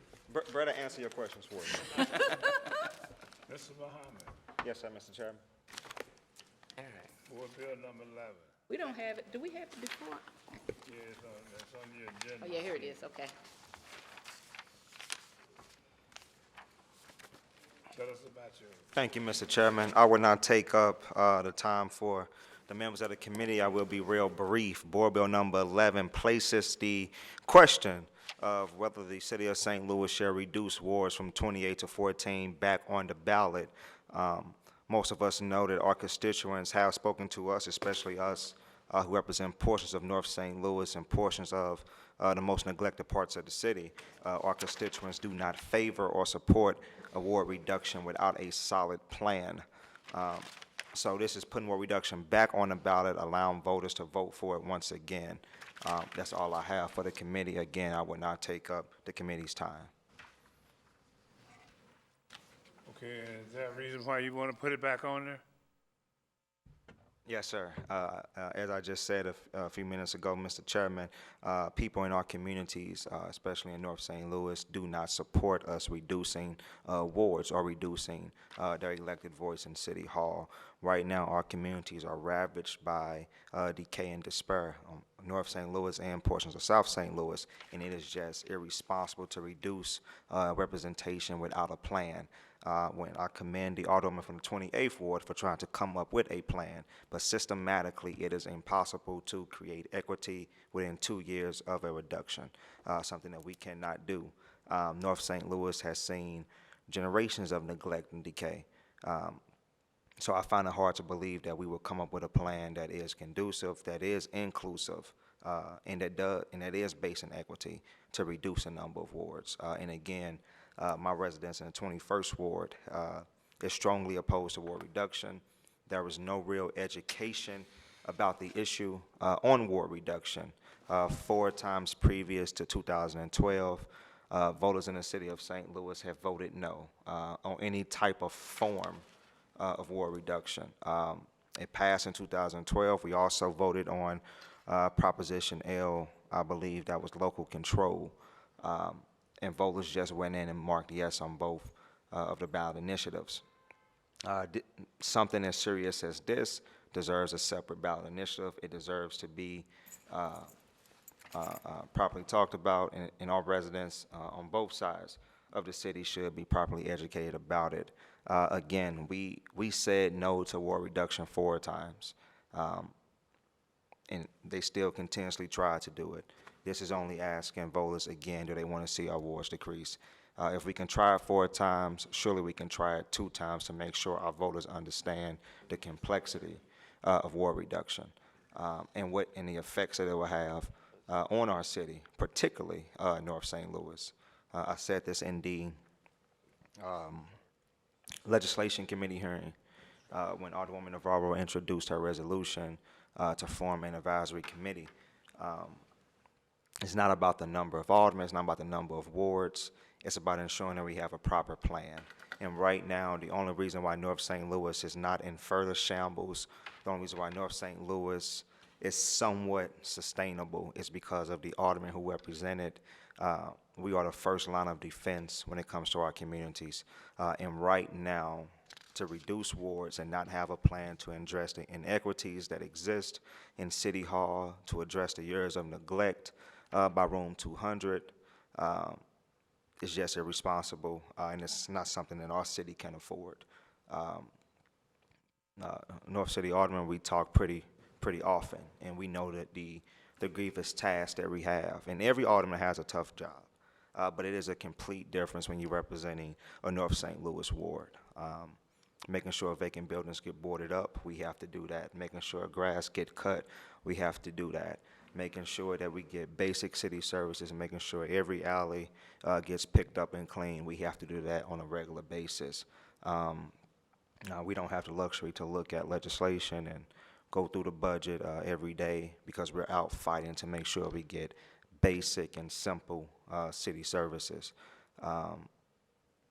And we are the only line of defense for North St. Louis.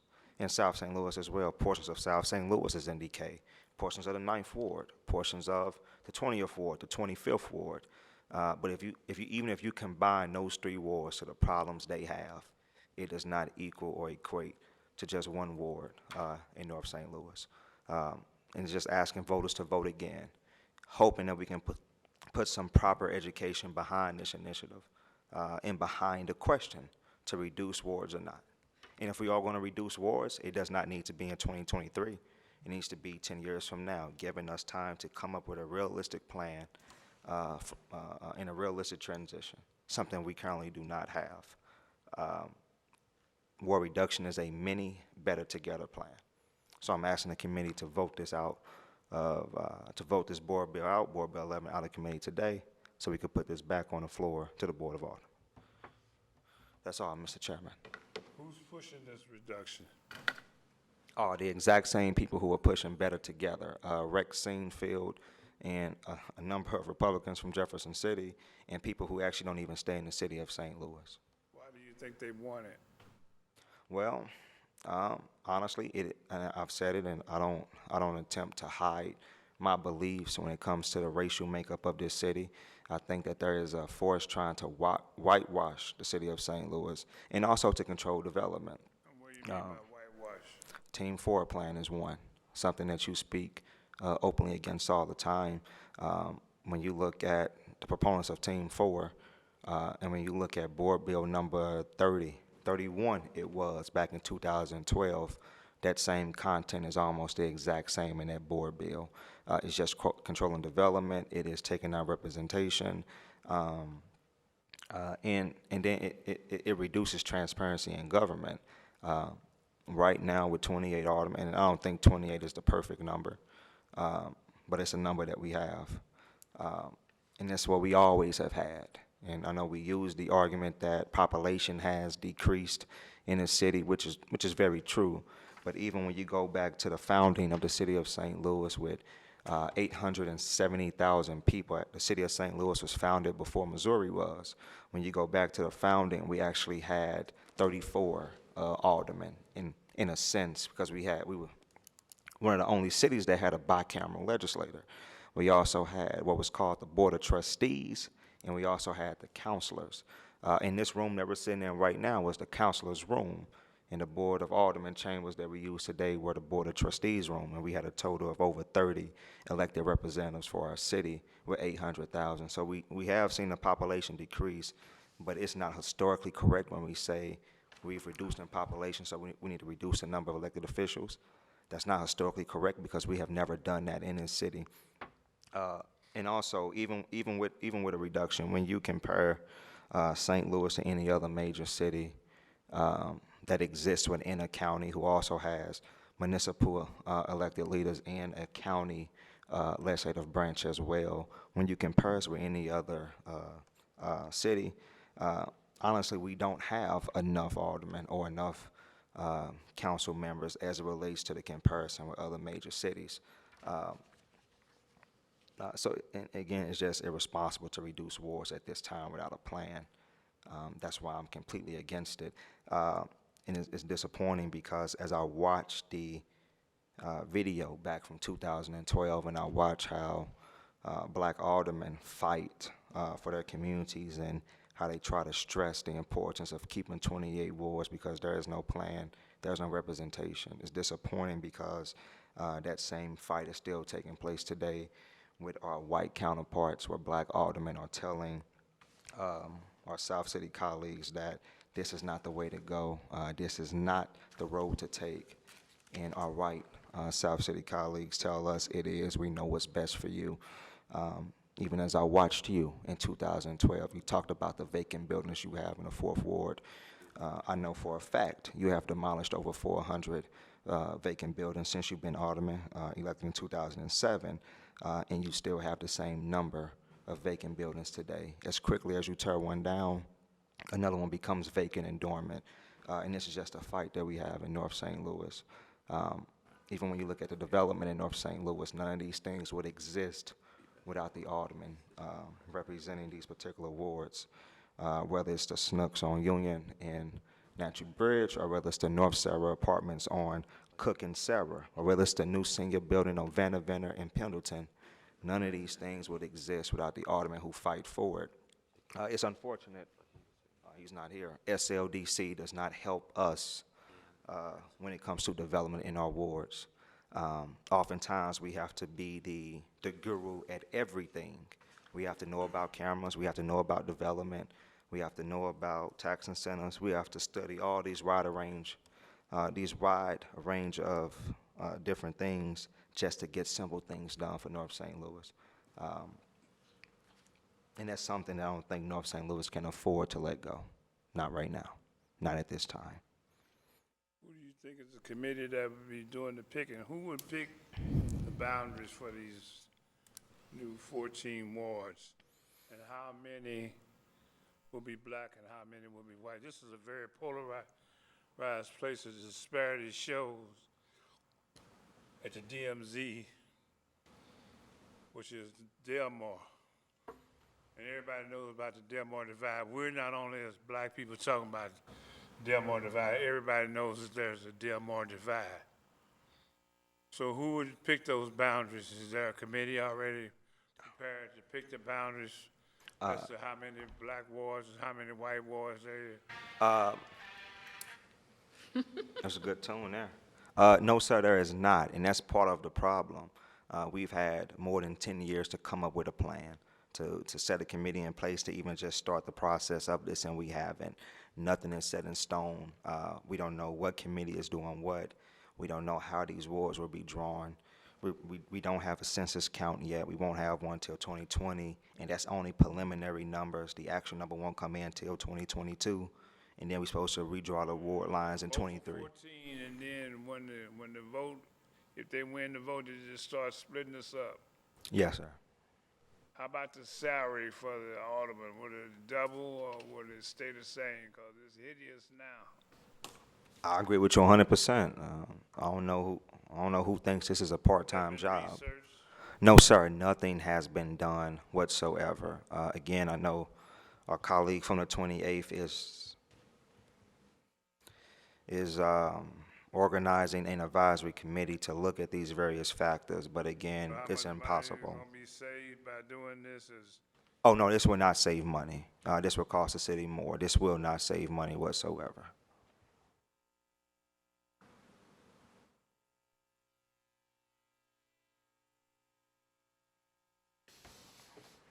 I heard there was gonna be 4 black wards and 10 white wards. I wouldn't even think that it would be 4. I think we would be There are a lucky lot if of we new got 3. people coming to the Board of Aldermen, young people that are coming, that I think have a better understanding of what we've had so far, like Gunther and Navarro and people like that. And so I would hope that they would see that every one of us, it comes out of our mouths about the disparity in this city. And that we're not sitting somewhere in a meeting, getting together, talking about white and black and disparity, because this is Team 4, purpose disparity, and they keep inching at us, and I'm wondering when is it gonna change, when is the new group gonna stand with us and say, hey, enough is enough, we're tired of this. We will let the media divide our city into 2 cities, North City and South City, but we have one mayor. And we gotta cut it out eventually, because this is why the city is being reduced in population, and crime is everywhere. That devil ain't playing with it. He's not playing with the South Side either. He's everywhere. He's all out in the county. And we've got to come together as a people, and like Martin Luther King, but I was not a Martin Luther King fan. I was a Stokely Carmichael fan. I was not for spitting in my face and turning the other cheek. But we've got to come to some kind of agreement, because we're headed for self-destruction. With a president like we have, creating this extra, bringing the bigotry back out of the people, the hatred on the front of their faces. And I like old Dan Gunther. I like you too, Sam. And I want to see us walk and be able to come in the neighborhood. One thing about Dan, he's not afraid to come to the all-night father camp out in the 3rd ward. Nope. He comes to my ward for my parties and stuff, my victory celebrations. And we need more Dan Gunthers. Navarro, I'm proud of her. She do a lot of things. Annie Rice does a lot of great things. And we've got to come to a consensus that when we get on that floor, it's about the city and the constituents in the city of St. Louis. It's not about black and white, but we make it black and white issues, and we vote along those lines, and we've got to cut that out. So there's a lot to be known and found out about what's going on, especially who picks, what kind of committee is going to be picking that 14 if this don't go through. But we got to get it to the floor for the rest of them to debate. And I'm frightened that when it gets to the floor that the prejudice will come out. I'm prejudiced, but I'm not a bigot. But I can be driven to be a bigot because of the things, the nature of things that happens constantly all the time, and it never seems to go our way on the north side. I got 1,242 empty buildings, 1,700 vacant lots. What in the heck are we waiting on? And every time I get ready to propose a project or a ward association that can handle my business, we have the right to know our own destiny and the direction we're going. But when I propose it to SLDC or LRA, they got some excuse as to why I can't do this. Working on projects for a very long time. So it is purposeful disparity with that team form written by Vince Shamer and his crew. And I stand on a stack of Bibles steadily condemning them. And Vince might be somebody's friend here and tell him I said so. But I'm going to let you finish. I just want to add my little piece in there. Oh, no, sir, I think that's it. I will entertain questions from the committee if there are any. But I do agree with you. I would hope that when it goes to the floor, our colleagues will do the right thing. The pill to swallow is big as its jaw. It's hard to swallow. You can't even rinse it down with water, but it is what it is, and it is real. I'm going to open it up for questioning to the young man that's doing a great job in this city. He speaks his mind. Sometimes I have to pull his coattail, but he's all right. Alderwoman Tyus. I just want to say, even while I was off the Board of Aldermen, because of racism that tore up a ward that was successful, and people always tend to forget. The white people all said, well, we have to tear up North St. Louis wards because you all lost so much population. So we got to save our white wards because we didn't lose. However, then they picked the ward that didn't lose population. What is that? If you tear up the ward that's successful, that's racism, okay? And also, only ever in the history of redistricting have they ever redistricted anything but a first-term alderperson. The reason why is because when you redistrict senior alder people, they have been reelected over and over and over again. And when you put them into a different number, then you also take away their right to vote, which is what happened to me. The ward I used to represent that was called the 20th, you have a good portion of it. They gave part of it to the 18th. The 18th Ward Alderman always called me, and we worked together even when I was off the Board of Aldermen. He soon found out that we already had a plan that was going on. He put some of it in the 22nd Ward, some of it in the 4th Ward, some of it in the 18th Ward, some of it in the 1st Ward. They said we did this because otherwise we would have had to move more than one ward. They didn't ever make the 20th Ward black enough to even be a black ward, and that is why now it is still not. They put one person over 18 years of age into what they now call the 20th Ward. And so no black person has ever been able to win that. So even though white people lost 30,000 people in 2001, they gained a seat. Now, I've always said this, in 1985 or so, Vervis Jones became the 11th black alderman. In 1999, Deion Flowers and Louis Reed became the 12th and 13th black aldermen. And this is based on population increase in city of St. Louis, the black population increase. We have not decreased. They would like to tell you that what we did is we shifted south some. The other thing that they don't tell you, and so I'm going to share with you all, I've been doing 15, 20 years of research, is that Dick Gephardt brought, who was also part of the Team 4 plan, 30,000 Bosnians into this city. So while we had this conversation, because the press can make you talk about one thing, the real thing is that South St. Louis lost as much population as North St. Louis did, but they brought 30,000 Bosnians in, and it was in the Post-Dispatch and all the papers for people who read, and I've gathered all of that stuff.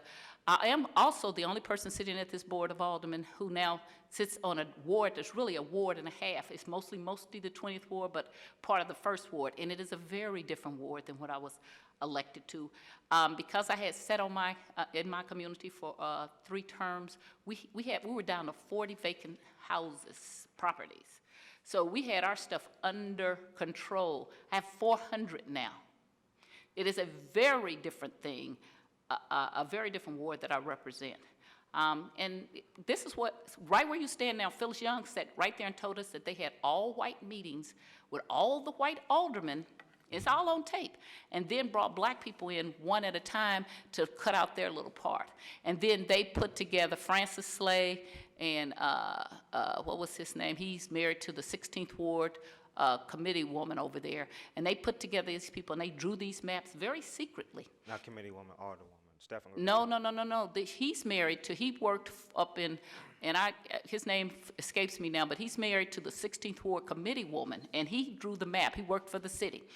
And he was friends with Shrewsbury, and they drew these maps, knowing very illegal. And everybody always says, how come you didn't do this? How come you didn't do that? Why?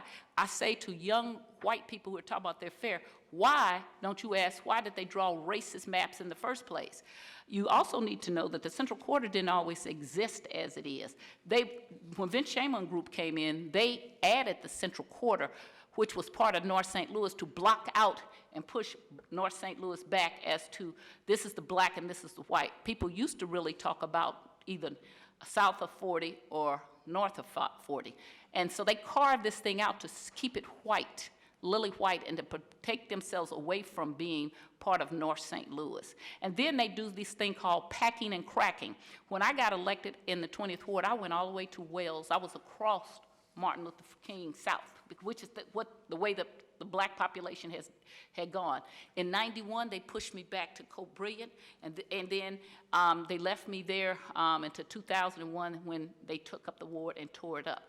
And they brought Alderman Kennedy, the 18th Ward, up to my front door, my back door, so that the middle of Northland became a divider. White people drew these lines so that people on one side of Northland could vote in one ward, other side in another ward, and then at Euclid, they were in the 4th Ward. White people drew these very ugly boundaries in which my community had been under all but a couple of streets under one alderperson, had thrived, and now it's just vacancies. This is all what white people did on purpose, racism. So when you talk about, people ask me, why don't you do this, why don't you do that? Please ask the racist people who did it, why did they do it? Why do you think you have to ask me, why didn't I do anything? Why aren't you on the same page as saying how wrong this is? Back in 2004, we had propositions A, B, C, D, and E, and they all got defeated. And if I went back and have all the newspaper clippings, they all came from Rex Singfield, because he hates earnings taxes, and he hates all these things, and he wants to control the city. And so he came with all this money, and he said, let's get rid of civil service, let's get rid of the county offices, let's get rid of the Board of Aldermen, let's change fines. And he had these 5 things he wanted to do. Well, because he attacked everybody, we all came together. In 2004, defeated him.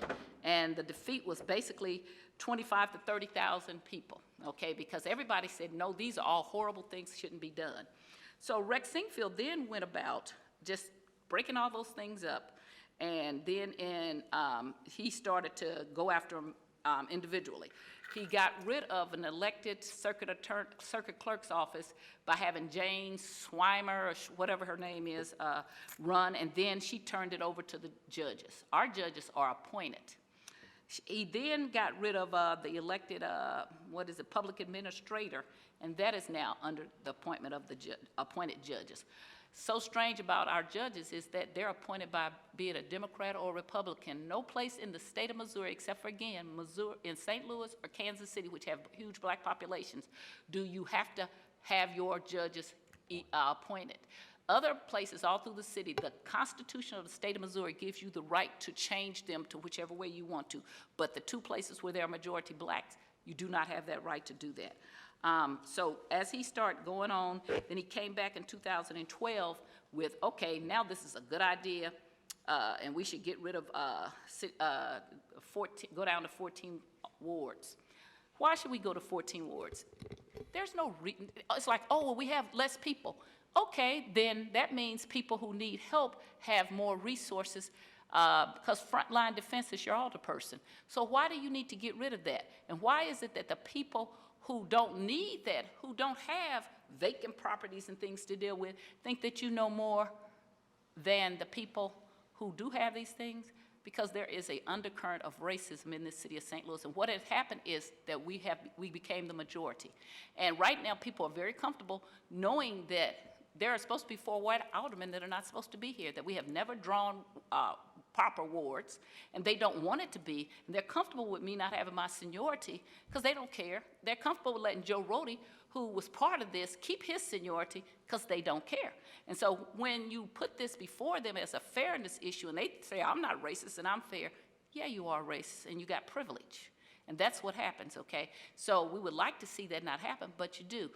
The other argument I keep hearing is, but we shouldn't have it in, we shouldn't have it in April, we should have it in November. Oh no, let me tell you why they had those elections in November, because that's when 30,000 white Republicans come out to vote. And I know about, I kind of want to thank the people at the Board of Aldermen who violated my right to vote, because I got to be a committee person. I had never been a committee person. I learned so much. I learned, whatever you give me, I will take lemons and make lemonades. So what I learned, Brian Wabi, thank you for telling me this, is that they shop their elections. So when they want to pass MSD elections and stuff like that, set it right in front of us. Oh, we pick April because nobody votes. So they picked the time when the most white people that are Republicans that they felt they could get the vote. And once they peeled all those good Democrats that used to be with us saying this was wrong, when they peeled away, and that's why they want it to be in November now. They want the white Republicans to decide what should happen in a Democratic city. To me, we should absolutely want an April or March election when the Democrats are voting. Why would we want the people that we say that we don't agree with their agenda to decide? The same reason that when they tore up the most Democratic ward in the city, they saved the 12th ward, which a Republican sat in. They saved that. So you can only get to race. You do not get to party affiliation, because party affiliation, then you say you do not touch the 20th ward, the real 20th ward, because they're the most Democratic ward. We voted the highest in the city Democrat. We always voted the first or second or third highest in the city. So you have to get to race no matter what they deny. So these are the things that have been happening in this city. Why do we want a need to have a November race? Because that's when white Republicans vote. Mr. Singfield has not gone away. He continues to work on getting his way. It's called conquer and divide. So then we were so arrogant because they were getting things so much that we just came with this better together. Now everybody mostly said no. The Better Together said, get rid of all you black people. Oh my God, you are the majority black city. You are the majority citywide, because citywide black people win. That's why the mayor had to have 4 other people in that race to win. And that's why Vervis Jones' book is called Stalking Horse, because when Jim Shrewsbury lost the the comptroller's office, he had decided to declare victory, except for one thing happened. Guess which ward came in and delivered Freeman and Vervis Jones? That would be the 20th ward, okay? And so they needed to destroy that cohesive black group of people voting together. So he then started to accuse Vervis Jones of stalking horse. You put these people in to win. Well, look at what happened in the mayor's race. You're talking about stalking horse. Every white candidate got out except for Bill Haas. And then all of a sudden you have these 5 black people, and still the mayor barely won. And that is because we are a majority black city. So those people who want to be fair should be saying, if we're going to do this, before we do anything, we ought to have redistricting right now and put 14 to 15 black aldermen in these seats, and then we'll make that decision. And then we're going to see if you're comfortable in making that decision. They will not then think that's a good decision. I want to say that I was so disappointed when I saw this thing go to the ballot, but I got on in my ward. We did. I my committee man and I, we got on our ward, we defeated it.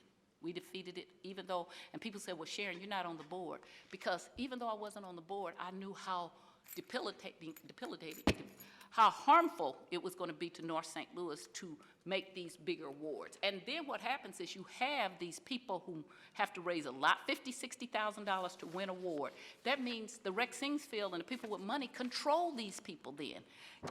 It's better to have small, intimate representation, because then you actually can represent your people and not worrying about a lot of money coming in and being able to dictate who represents your community. I have fought everybody in my ward. I have never raised over $12,000 to win a race. I've had all kind of money. I've fought them and won, and that can be done on a small basis. But when you start making these wards 2 and 3 times bigger, then you're going to have people, it's going to be like a state rep, and you're going to have big money, and people will do that, and then they will get the people that they can control. And that is, at the end of the day, they, to me, do not want people to be represented by people who have the other people, their people's interests. They want to be able to, people have never gotten to understanding that diversity means difference of opinions, that a white male's opinion is not the only opinion, that a white female's opinion is not the only opinion, that when you have females and blacks, then you bring other things that are good for the city. When you talk about the Snooks, nobody believed that I could bring a Snooks or a Walgreens up there. I always believed it. That's why it's there right now. I had to fight everything to do it. So when you don't have people that are helping you, everything that's up there, Natural Bridge, I had to do it in spite. Right now, I just came back and I told you we're about to work on getting a hardware store. Madam Vice Chair. I'll be finished. That is why you have to believe. So what you're doing is exactly right. It is a history that supports what you're saying. And please don't take it back off the table this time. We need it. Sometimes you just have to have a vote. People have to look at themselves. Why don't you want us to have this? Why do you think you know more about what we need in North St. Louis than we do? And if you do and you don't care, then that's why I always hear white people say, you're going to treat me the way we treated you. If that has to come out your mouth, then you have not treated me right. And that is the problem. I support your bill. I supported it before it was a bill. It is the right thing to do, and I appreciate you for bringing it. Thank you, Madam Vice Chair. Thank you so much. That would be a great deliberation for the full floor to hear. And I know me and you have some of the similar thoughts, but I have some other aldermen who want to speak. I will not ask another question, Mr. Chairman. I promise you. Yeah, And I didn't ask a question then. I will not have anything else to say. I will ask you. I don't have anything else to say. You did a great job. Alderman Gunther. Thank you, Mr. Chairman. Thank you, Alderman Muhammad, for bringing this up again. I will ask, because the Alderman from the first asked about the date. So on page 6, section 4, line 19, right now the date is blank. Are you intending to pass this out of committee without a date on there? Yes, it'll be committee substituted on the floor. So how are you going to determine that date? I'm open to conversations with all of my colleagues in the Board of Aldermen, but I don't think right now that's the most detriment factor to this legislation. Yeah, and so, you know, as the Alderwoman from the first brought up about, you know, a presidential election having the highest Republican turnout, but I mean, in 2012, November 2012, I remember really riling up a lot of the voters in my area, and this is 5 years before I ever thought about running for office, because we were trying to reelect President Barack Obama to his second term. So I think that, you know, it was brought up that there were a lot of Republicans, but I also think that it was a very high turnout for Democrats. And so this coming 2020 election in November, I'm also hoping that there's going to be a very large Democratic turnout in the city because of our current president that we have. So, you know, that was one of the issues that we had last year. And you and I sat down and talked about this. You recall our conversation at a little pub called Riley's last year? Mm-hmm. So at that time, you know, I brought up that I have 3 things that concern me quite a bit, one being the date. I didn't feel that it was right to put something that was during a presidential election and had the turnout of a presidential election on an April ballot for the exact same reason that Alderwoman Tyus just mentioned, of being able to fish your issues to the time when you think that your winning constituency would come out to vote for it. So I do have concerns about the date on there. The second thing that we had talked about last year that I have real concerns about this bill is that in 2012 it was voted on. We're now in 2019. You know, we've had 70 years where this has sat with no discussion about what it would look like and how we would make sure that if we were going to be reducing our Board of Aldermen, how we would make our city services work better. I know you agree with me, because we've talked about it, that it's not right that we have 6 alder people per 1 secretary right now. I don't have my own NSO. I share an NSO with another ward. So we don't have the resources that we need right now, which is why a lot of our time, and I completely agree with you that there's no way that people can call this a part-time job. It's 7 days a week, and a lot of that time is spent on getting potholes, getting trash filled, our trash picked up, you know, trees trimmed, a lot of these services that I would like to think that our city needs to put some serious effort into discussing how we're going to make our services work better. And because of that emphasis that we need to have on how we make sure that whether it's 14 or 28 or 7 or 50 or whatever our elected officials are, that we actually have the services we need and the assistance that we need so that we can focus on legislation. We are the legislative body. So one of our colleagues that you mentioned, Alderman from the 28th, started up the Citizens Advisory Board to say, what can this reduction look like? And from my recollection, I do recall, and you can correct me if this is wrong, you were against that resolution to form a committee to say what ward reduction could possibly look like? Or are you for that or against that? I think I make myself real evident and clear when I'm against that resolution. I've stated that publicly. Right. You know you that said for that a fact. publicly. So again, this is, you know, first part was that date. Second part was looking at how are we going to make our city run better. And so you've stated publicly that you're against actually sitting down and talking about what it would look like. So you start out by saying, and this is the quote that I wrote down, that you don't support ward reduction without a solid plan, right? That's what you said. That's exactly what I said. But you could finish the sentence, too. I also said that right now, within 2 years, and when we reduce wards, we will not come up with a realistic plan that is equitable to St. Louis City in its entirety. We can come up with an equal plan, I'm sure. We can have some great input. We can come up with some realistic strategies, but there is no way to have a plan that's equitable. That's the quote I said. You could finish the entire sentence. Okay.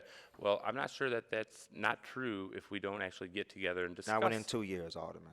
We haven't done it in 10 years. We won't do it in 2. Again, so we North sat St. on our Louis hands is for in 7 decay. years, and now that we're bringing up the conversation because it is coming up, and the first election will be 2023, so that's 4 years away.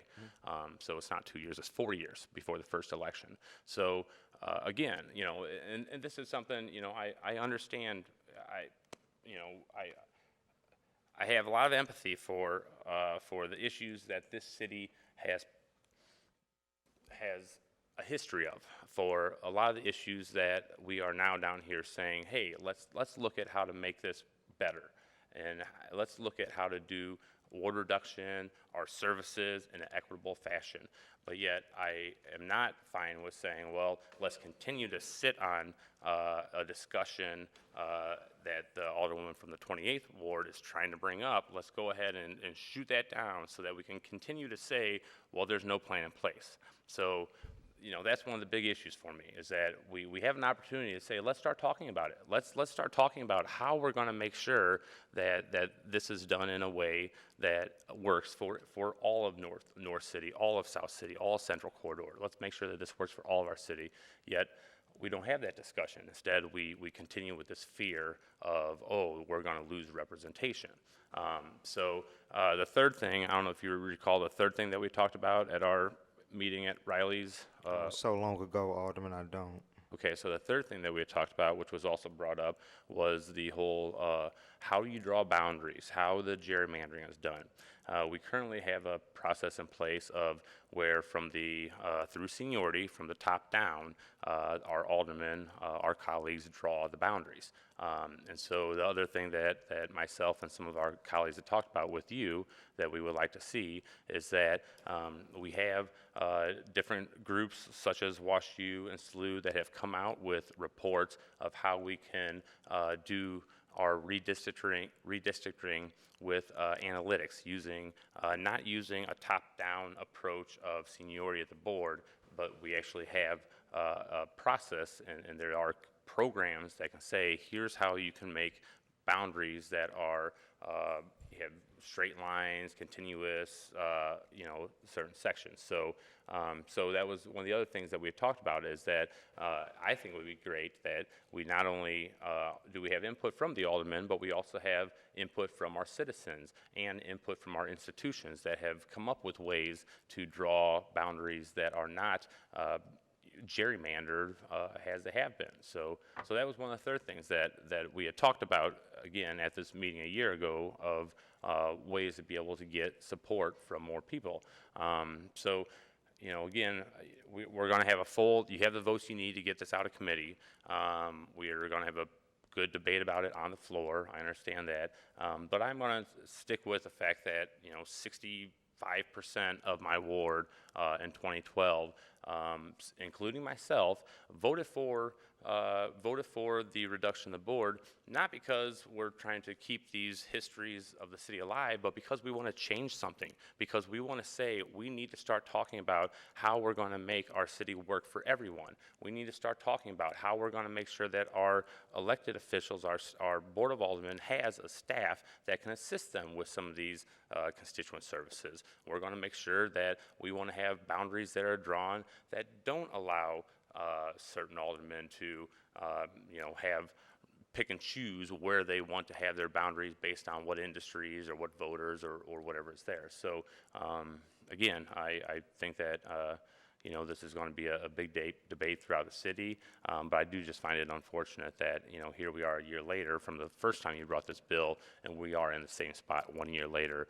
of not being able to have that debate and not even being able to open the conversation. And when we have a colleague that tries to open the conversation, you were, I think, the second person that said, this isn't going to work. We don't want to talk about this. We want to talk about revoting. So, so I'll leave it with there. You know, well, I won't leave it with there because I will add one more thing that if you read the history, if you look through the history of the city of St. Louis, you bring up often about how this reducing the board has been shot down 4 times.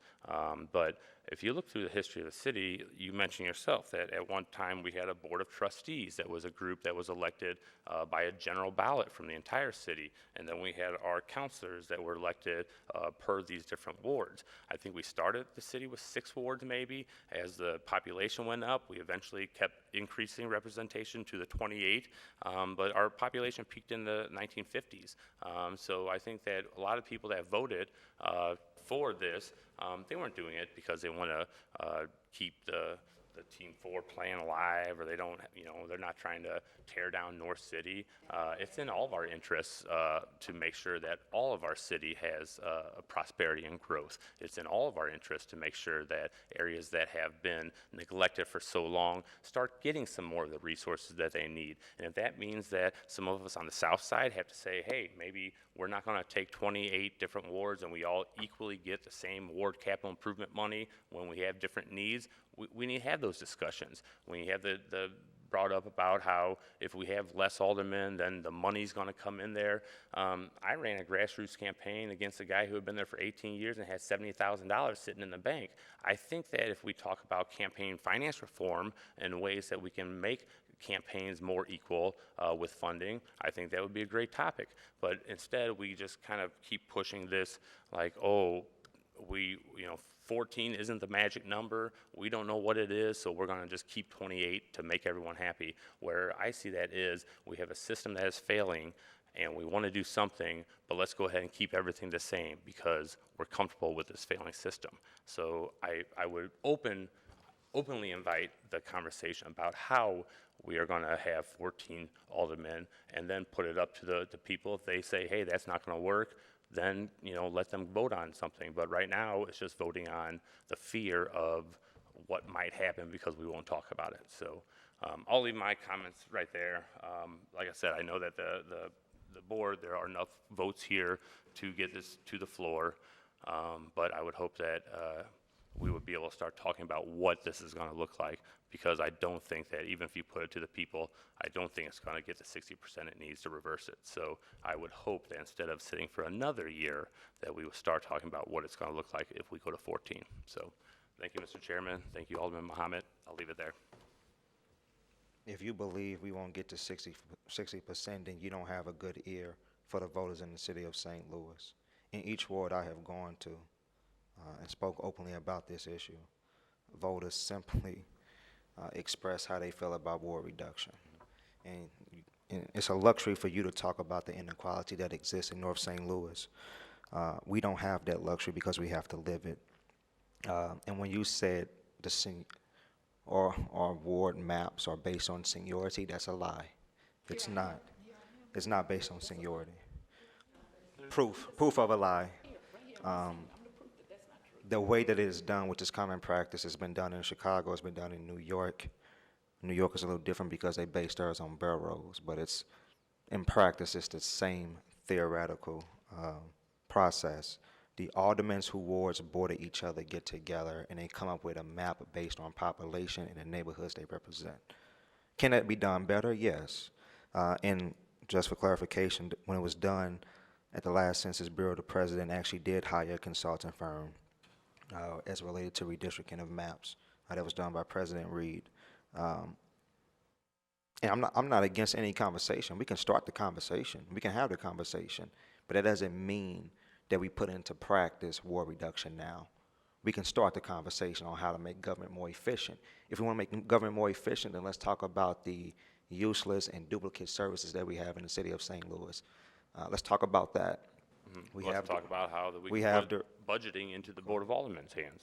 We could talk about a number of things, but I agree with that too. I sit on Ways and Means. I believe that we need more time when it comes to the budget.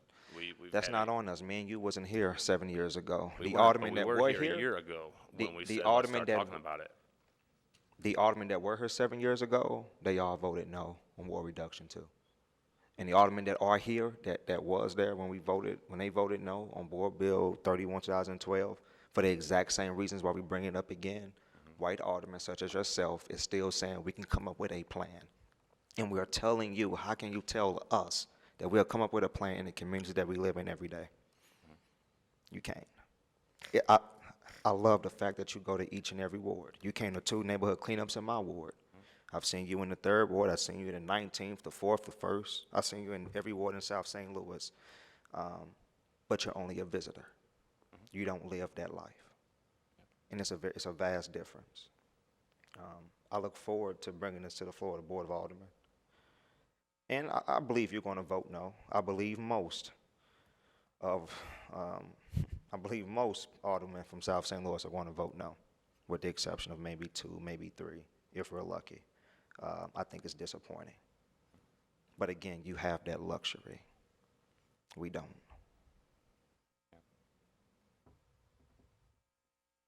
Eddie? That's it. Yes, sir. Thank you, Sam. So you have got? That's it. Yep. Alderwoman Middlebrook, I have no questions. gotta get you in the fight, girl. Alderman Brett. Thank you, Chairman. As we've seen, I think that a lot of people are pretty entrenched on this topic. I know that I'm kind of the new kid on the block here, and there's solid arguments in both directions, and I look forward to having continued debates on this. I would ask just a couple of questions of you. You mentioned earlier that you weren't sure if 24 was a good number of aldermen. 28. Excuse me. 28 was not. What number would you like to see? I think that's part of the process. That's something that can be debated. That's something that we can figure out in time. But that doesn't mean that we put that into practice 2 and 3 years from now without a real transition and a comprehensive plan. That's the problem that I have with this. The equity is not rooted in this plan. How are we going to change the function of the Board of Aldermen is not rooted in this plan. And if we're going to talk about government efficiency, then we need to be real about it. The Board of Aldermen is one of the lowest funded departments in the city of St. Louis. We have departments who essentially do nothing that we don't target, that we don't change, or we don't try to reduce or create some type of reform. If we're going to talk about making the city of St. Louis work for everyone, then let's start with departments that's responsible for city services. Let's not start with the people that make sure city services get delivered. Agree with that one.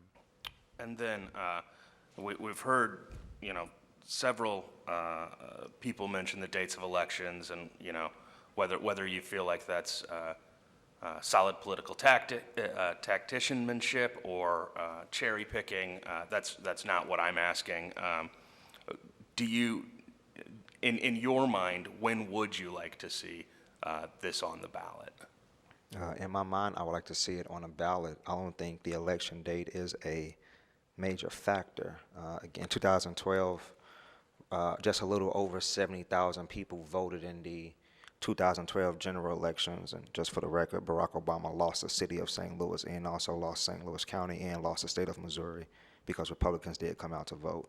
We can talk about that later. But whether it's 70,000 people that voted or 30,000 people, we're still a city of over 300,000 residents. We don't have any election with a high voter turnout. And if we pat ourselves on the back because 70,000 people voted in an election, then that's a shame on our democracy. So I don't think it matters what election it is in. I like to see an election.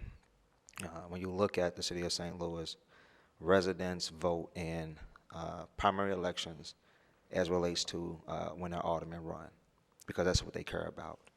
We all know politics is local. I don't care about what happens. Well, I do. What happens in Washington, D.C., I care about what happens right here in City Hall, and so do many of the residents that we represent. And residents who vote faithfully every 4 years in August, when they vote for their alderman, they never vote for their president.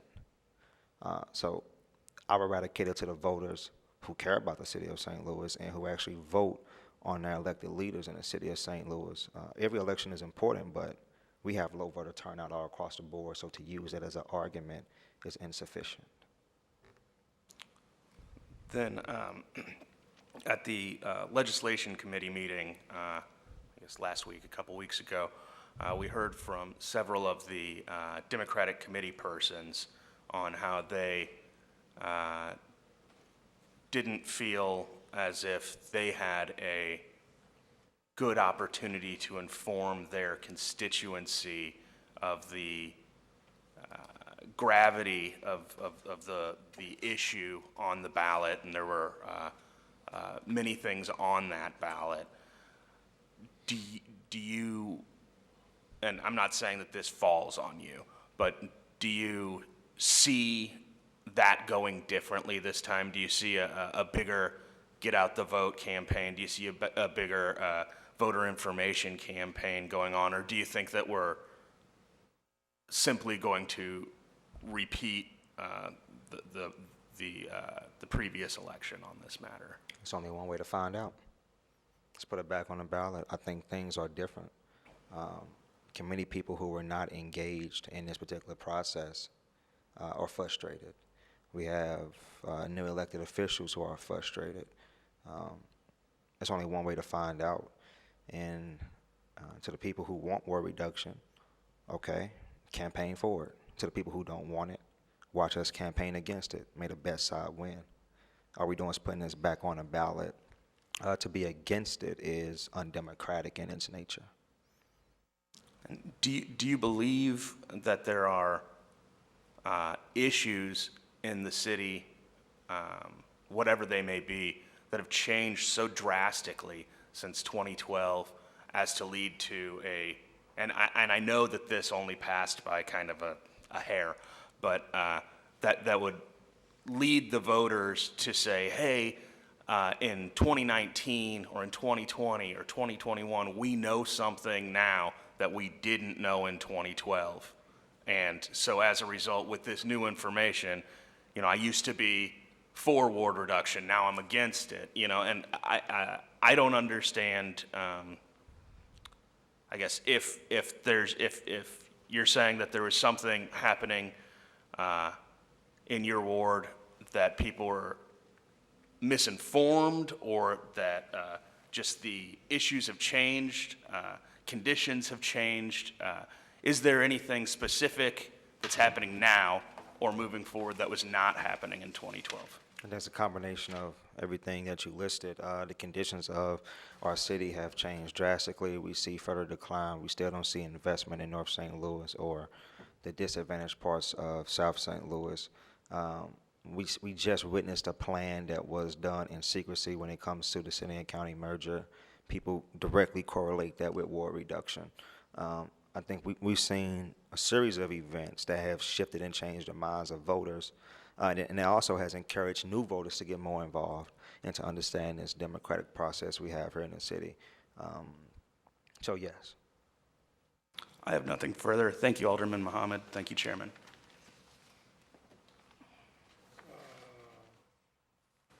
Andy Rice, would you like to speak? I don't have questions. I don't have any questions. I don't know, I did. Joe Vaccaro. I do have, not questions, obviously add me as a co-sponsor, Thank you, Alderman. but I can tell you this, the committee that put this together, there was money spent only in South St. Louis, which Jesse Todd brought up with Scott Ogilvy, who said, I don't remember any money, even though he was part of a group with Phyllis Young, Fred Wessels, and Scott that collected money, that put out a grandfather clock, giving people the impression that this would save money. So when you ask what's changed, people need to be educated. This does not save money, it'll cost money. The message went out very simply to South St. Louis. This is a cost-saving measure. I'm not in for the white, black, north, south, east, west part of this bill. I do care about the 23rd Ward. Some people complain that's all I care about. That's what I'm elected to do. And I don't want to see my ward. I got enough issues getting 30 calls plus a day trying to deal with that. I feel for any of the north wards that are huge when it comes to equity in streets. I can't even pave or do the stuff in my ward when it's the size of a postage stamp compared to like the first ward, yet we get the same money. So this nonsense that, this is a cost savings thing, it's not. And will it harm North St. Louis? And again, I worry about South, but yes, no one alderman, and if any of these aldermen that believe that it's an easy task to run any ward in North St. Louis, they should go over. Try running 2 wards in North St. Louis. God bless you. I wish you the best. I'm very lucky. I always say I'm very lucky. I represent, even today in Ways and Means, we talked about vacant buildings. I got 3. Other people got hundreds. I'm blessed to be running in a ward. I have 3,000 of them. Well, and again, I'm very blessed. But how about doubling it to 6,000? Let's take on 2 wards. You will be doing a massive disservice to the citizens of the city of St. Louis, and not only in North St. Louis, but in South St. Louis, if we don't get this on a ballot and educate people. And again, add me as a co-sponsor, but not doing this. Sure, I can easily do your ward and my ward, so can you. I can easily do 16 and 23. I can easily do 10 and 23. I can do it in my sleep. I can't do 2 north side. I don't even know that I could do 1 north side ward. And God bless the aldermen that run and fight for their neighborhoods. And again, put me as a co-sponsor. You know I'm with this. Thank you, Alderman. speak on this bill? Alderman Todd and Alderwoman Hubbard. We'll take Tamika Hubbard, and then we go to Mr. Jesse Todd. Alderwoman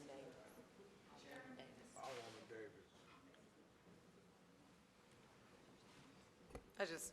Thank you, Mr. Chairman. I just have a few comments regarding this. It seems like I'm really loud now.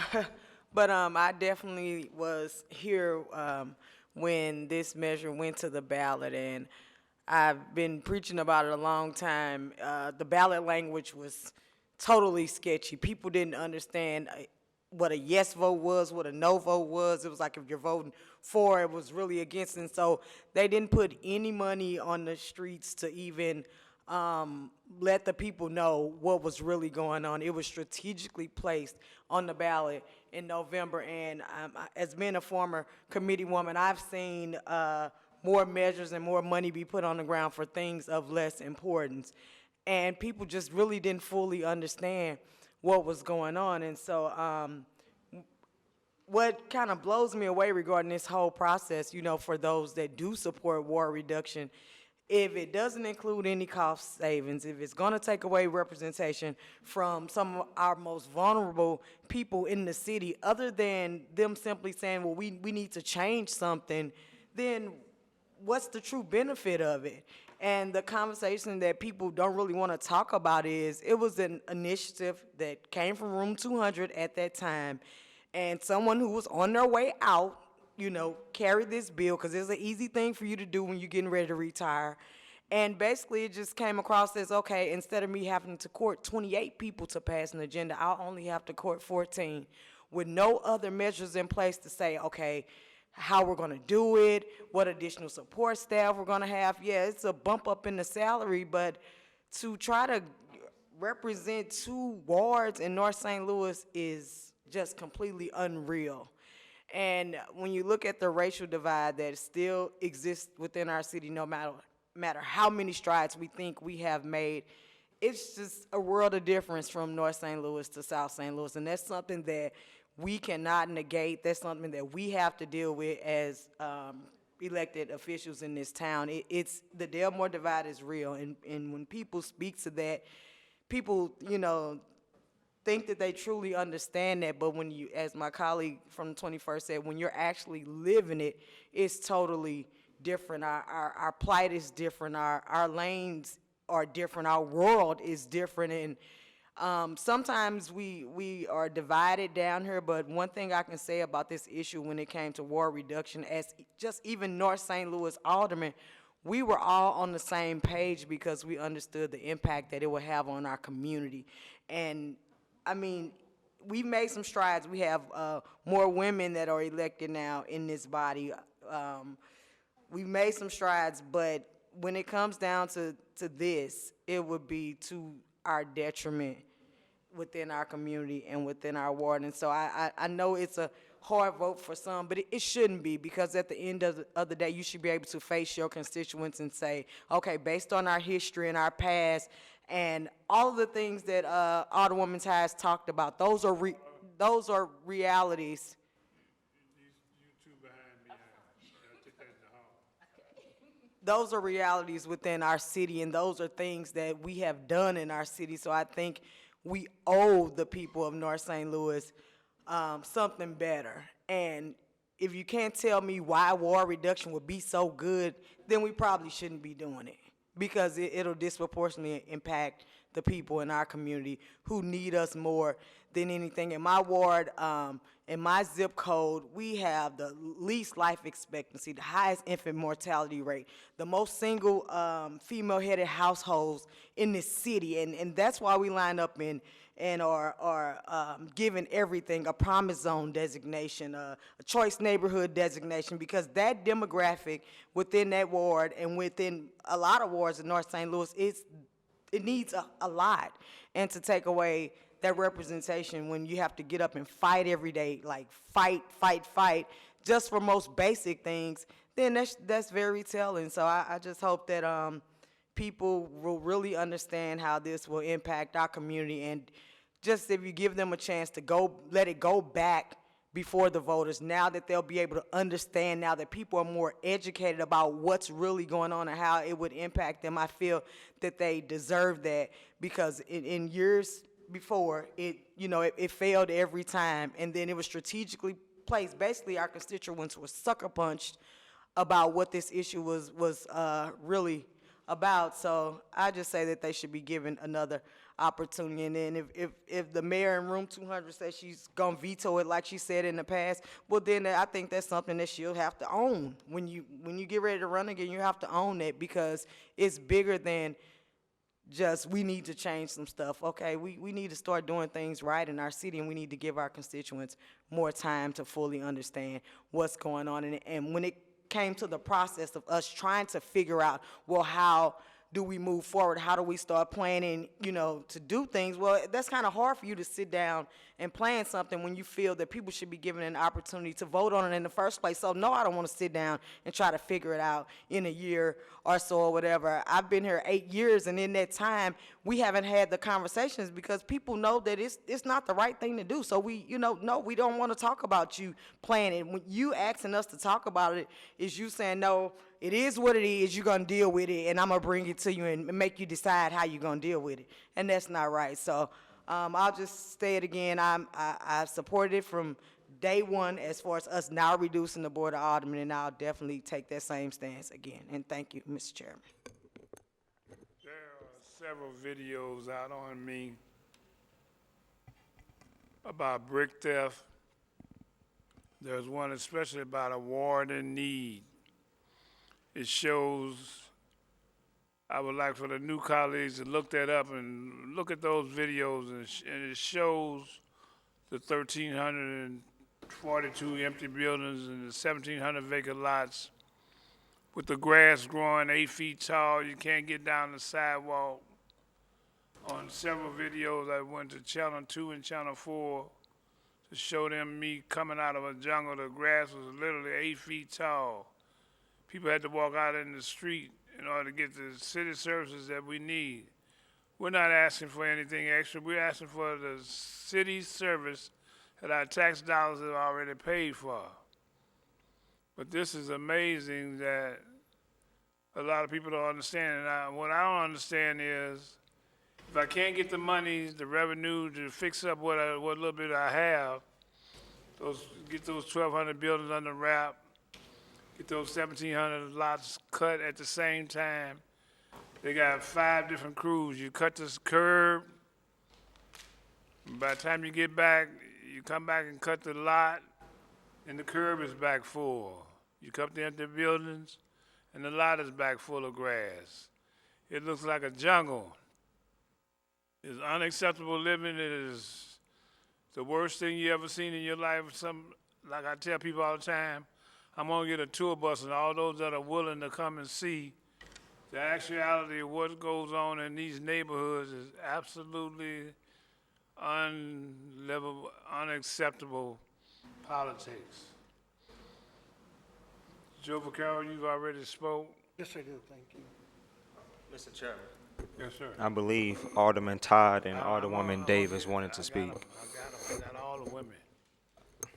Yes, sir. Who's next over there? Mr. Jesse Todd. Now, Jesse, I don't have an hour. Okay, I'm gonna go quickly. First of all, let me say that I was on the Democratic City. Pull the mic down to you. Okay, I was on the Democratic City Central Committee when this came up. Our Democratic City Central Committee voted, and these were black and white people. The majority voted to oppose cutting the wards. The reason, and this is the Democratic Party, not one person sitting here as the alderperson would be sitting here as a Democrat without the Democratic Party. You wouldn't, and this is going to benefit if these wards are cut. The Democratic Central Committee, we believe that it will, at least 3 or 4 Republicans will be elected. So it is a betrayal of anybody that run on our party to turn around and support billionaires and millionaires who has been sponsoring this from 47, then then again in 1983 with petitions, and we defeated it. In 2004, I helped lead the fight to defeat it. In 2012, there was conflict of interest. And what happened was some people who they gave out as wrong information, in that they said it was going to save money, and also they said it was going to save money. It will not save money. It will cost money. So therefore, it was untrue. The other thing that there were no hearings. I will use an example. When we hired Chief Hayden, we had at least 4 or 5 hearings in North St. Louis. So if you're going to cut divorce and not even have one hearing, which is one of the most important things that occur, it was sneaked through on purpose to not educate people. It was done in November with a lot of other issues where, on the ballot. They started them, and it was strategically placed to get the voters to vote yes, yes, yes on issues that they agreed with. For example, the police, community control of police was on there, and many other issues. So it was done strategically, but it was done by Republicans. And then this is going to hurt the elderly, the disabled, the poor, the working class, and members of the loyal members of the Democratic Party, and it's going to hurt women also, because whenever the African Americans, whenever you think, when they use these people, the billionaires and millionaires who use the cover to say we're attacking African Americans, every time we attacked, every time they use us as scapegoats and say we're being attacked, history has shown that women's rights are lost like they're being lost now. When we, workers' rights, in the 60s and 70s, the workers were 30%, now more than 30%, now they're less than 10%. That's those examples. The people who are lovers of the same gender, their rights will be attacked. People, so they divide us based on so-called color, because a third of African Americans are lighter than a third of people who call themselves white. So it has nothing to do with color. It's called division. The biggest county in St. Louis County is 45,000 people, which is Florissant. They have nine alder people. That is 5,000 people per alder person. Some of the smaller counties have less than 100 people. They have 6 alder people. So I have a list of all the alder people throughout the county. The point I'm making is, on the average, every county, if you average them all together, represent less than 4,000 people, alder people less than 4,000 people, because you have 600 and some alder people in the county. You have more than 600, you have 90-some mayors. You have, so we're talking about more than 90 mayors, and we only have 1. So therefore, they have much more representation, than many more alder people than mayors than we do, and fewer people are being represented. So therefore, the argument and the alder people's jobs have changed. I'm new, but believe me, I now see I'm behind. I can't keep up, and I'm working till exhaustion. Working till exhaustion. And I tell you, my desk is full, and it is the responsibility of our Democrats, whether you're black or white, to take a stand and at least give out accurate information. And this should be done in November. Proposition P, why wasn't it done in November? It has just been passed. They did it in April because they could pass it. That's why they did it in April. Also, when we look at the, again, I'm going to summarize. I'm going to stop and summarize it. I think that Alderman Todd needs to be heard. I think he needs to be heard. He has some great points, something that we can all learn from or listen to. Let me summarize the main points. Is number 1, this is racist. This is racism, number 1. let's just be honest, and I don't care which way you cut it, when white people align themselves with millionaires and billionaires, this is racism. This is what divides and makes the people, that makes us as a city, not in a state and a country, not get the services we deserve. Racism benefits very few, maybe a few, the minority, very few. It doesn't benefit white people neither, even though they have privileges. Because these, it hurts the work, it hurts the poor, it hurts the disabled, it hurts the elderly, it hurts the working class, it hurts women, it hurts people with, who are lovers of different genders. So therefore, racism helps the few, and the many are being hurt, both black and white and all other nationalities, when we have racism, because we do not, we are given privileges that we should have in the first place. And so therefore, we need to have this election in April. And the reason we need to have it in April, because we should win. Because the closer we are to the people, the more democracy we have. But when the billionaires sponsor, they're going to sponsor most of the older people. They sponsor these older people who voted for it. They didn't vote because they wanted to do the right thing and wanted to be white. They voted, and I want one person to tell me that you had more than 10 people before these billionaires brought it to the white older people that they wanted the wars cut. How many of your constituents asked you to cut the wars? That is the major question. So who were you representing? You were not representing your constituents to the whites who did this. You were representing Republican millionaires and billionaires, and you were betraying your white and black constituents. That's the point. Thank you, Mr. Todd. Marlene Davis.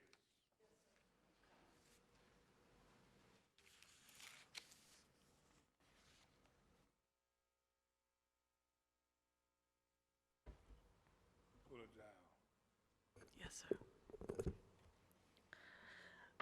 Mr. Chairman and members of the committee, I'm going to start off with a little bit of clarity first, and then I'll go into my position on this topic. Clarity for 2004, those initiatives, that was the Danforth Foundation. We have worked on that, pro and con, from 1999 until we put those charter amendments on the ballot. And again, North St. Louis fought hard against those when they were talking about reducing the number of elected officials. We also had the opportunity again to talk about and have on the ballot residency. And as you know, we have voted on that 3 times, whether or not city employees, most especially policemen, should live in the city of St. Louis. Our citizens have voted on that a minimum of 3 times, and they've said that they want them to live in the city. So we are approaching another bill that asks that same question again, and this time it says that all city employees have the privilege of not living in the city of St. Louis. So when we vote on this again, I don't know if we'll be satisfied then if it fails. So this is a revolving door, things that we do on a regular basis. We go back and forth, back and forth. On this last census in redistricting, I was here. The official for the city of St. Louis who makes the decisions on how we operate with our new data is the president of the Board of Aldermen. The president of the Board of Aldermen in the mayor's office will be delivered the results. This body is responsible for how that takes place. The president in the last process was fair. It had nothing to do with seniority. Each alderman whose boundaries met, which meant there would be 4 aldermen in the room at a time, would sit down, look at the numbers, look at those things that were inside their boundaries, and we made the decisions, and we went back and forth, because you have to remember that the federal government is going to send you a book this thick that you must follow the rules and regulations. You don't get to make up all these things that you think you can make up. And with that, it was many times when we had to go back to the table because according to a rule, we needed to move a line just so that you could include 1 or 2 residents, because you were either splitting a neighborhood natural boundary or you didn't have the exact number that you needed, because it gives you a number range that each alderperson should represent. So there are many things that you have to take into consideration, but it's according to the federal law, not to your law. So that's the way you do redistricting. And I can say that again, because I also sat on the state redistricting last time too. And so it's very similar. And when you cannot come to a conclusion of understanding to move forward with passing a bill, it goes to the courts. So that's how it works. Every citizen out here doesn't get to come in anywhere and sit down and draw no lines, because you would never get it done, first of all. Secondly, the understanding of the things that are in your ward and the things that we have to talk about, they wouldn't understand. And then thirdly, what is really important in all of this is there is a second opportunity with the federal government, and it's a computerized process that helps you draw your lines. And so the president of the Board of Aldermen bought that so that we would have that available to us too, which was very instrumental. And I have to say, did anybody hear or read anything about redistricting last time? You didn't, because that's how professionally we conducted ourselves here and got it done. So, and if anybody could complain, look at my map and see what it looks like for my ward. But there's no reason to complain. We had lost 30,000 people between the north side and the south side. North side 17,000, south side right at 13,000. So technically, if we had been doing our job all along, every time we took the census, we would have reduced wards according to the reduction of population, and you would probably be where you needed to be now. But we didn't do that. We kept stretching it to make sure that we had 28 wards. And so that's what happened. You only had 4 wards in the last census that gained population for the city of St. Louis.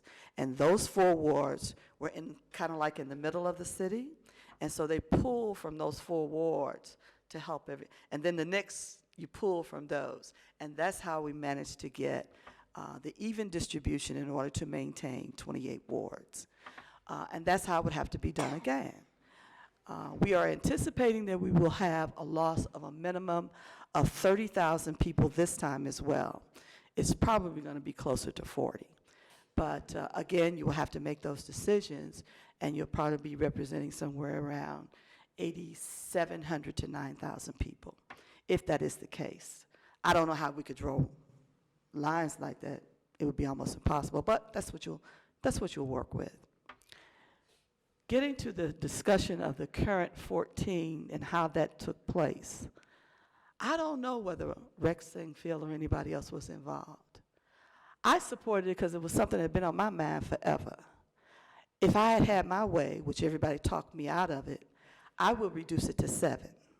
That was my preference, maximum 9. Also the discussion at that time was that yes, you would cost more money, but it would be more efficient. It was important that we develop a plan for each of those wards. So that was going to cost money. So instead of having a patchwork puzzle development going on, there would be comprehensive development go on. The other part to that too was to give the appropriate assistance to each one of those alderpersons like they have in other areas. They have full-time research persons. They have full-time people that work in their ward. They have an office that's paid for in their ward, and most of them only have 1 secretary to each person. But those are the kinds of things. We probably end up with an alderman sharing a secretary with another alderperson. But at the end of the day, there were a number of things that were discussed, and again, the president of the Board of Aldermen leads all of that planning and preparation, and at the appropriate time, I do believe he will put that into motion. I share with my colleagues that I am not going to be against this going back to the voters, because we continue to do that. That's just what we do. And that's a poor way to govern, but that's what we do. We continue to send things back to the voter because we haven't got the answer we want. So let's send it back to the voters. Let them vote again and see what the decision is. So I'm not going to fight against that. I've shared my feelings with you. I've shared my understanding with you. But at the end of the day, it appears that the majority of the alderpersons do want it to go back to the public for another vote. I was there, as I shared with you before. We had 3 public hearings. One of them was at Friendly Temple. One of them was at that church in the 8th Ward. And I'm still trying to remember where the other one was, but it was deeper south. Maybe it was 4, because there was one downtown too. So we did have public hearings, and people discussed it. And most of the people who talked about it said they wanted it. I think a lot of people don't know anything different, except that they don't particularly care for government anyway. And so a lot of them maybe didn't understand exactly what was going on, but they just want to say, get rid of it, because they want to get rid of government. Nobody feels as though government is serving them properly anyway. There was not a lot of money. I want to say it was about $28,000 raised, something like that. There was only 1 mailing done. And I'm trying to remember some of the other things, but it wasn't a full-blown campaign like you normally would see with hundreds and thousands or maybe $1 million in it. That wasn't that type of campaign at all. As a matter of fact, most of us who supported it, we supported it with our own funds. A couple of people may have given $1,000 or something like that, but it wasn't a big monetary campaign. The other part to that too is what you have to remember is that this city has suffered for a long time without having the appropriate tools supporting older people. Now some of those things are in place, and we have more support than we've ever had before, but it's still not enough. And that's why we've been complaining about not having a planning department and a number of other things. Some of us have been more fortunate than others, and that's why I want to pull together resources for us. There's a lot of resources out here that we could be using that we don't have to pay for, and we need them desperately. And so that's another thing that we have to look at. I remember when Michael McMillan was elected alderperson of the 19th Ward, there were some beautiful homes being built over right off of North Grand, on the west side of North Grand. And those homes were being built with MHDC funds, 15-year allotment. The people would rent the homes, and then they could buy them at the end, and they were beautiful. But it was hard. The previous alderperson started that project, and it got so hard to get it finished. But that was the only big thing going on. There wasn't nothing else going on. It's hard to get development done in our northern communities. And I don't think people understand how hard that is, because what has to be done first is you've got to clean up the neighborhood. No developer is going to come into those areas and go, yay, I want to develop. I know how hard Alderman Moore worked just to get some interest over there. And now he's moving, but it's hard work that has to happen first. It's not easy on any level. And when you look at Jeff Vanderloo, when that young man became alderman, we couldn't drive through there. We were scared. It was horrible. But it took time, and you got things done, and you changed the culture, and you keep moving forward, and you keep adding to it. But think about this. This was he elected in 1997. So we're 22 years later, and we're still struggling in part of that ward. So it's not an easy task. And so as far as I'm concerned, put it out to the voters again, let them see what they want. But at the end of the day, it probably could be done more efficiently. Thank you, sir. Anyone else?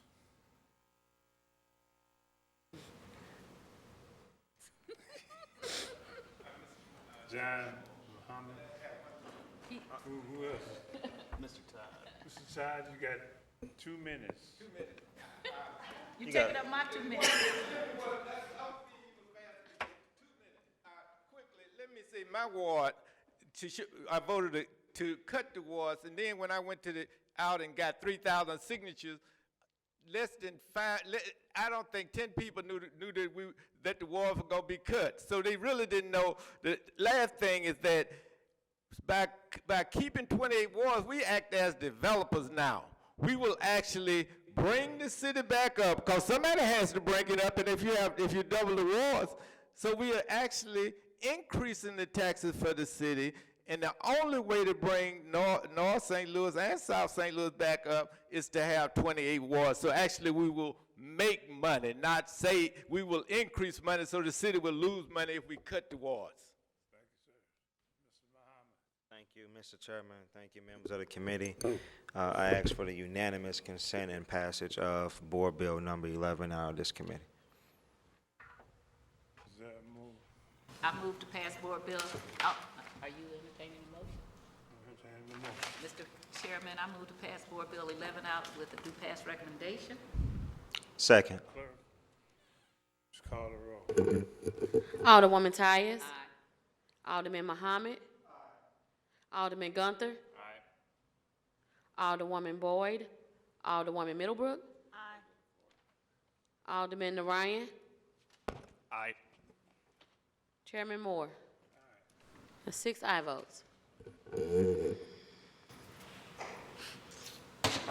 that, I'm adjourning this meeting till I see you again.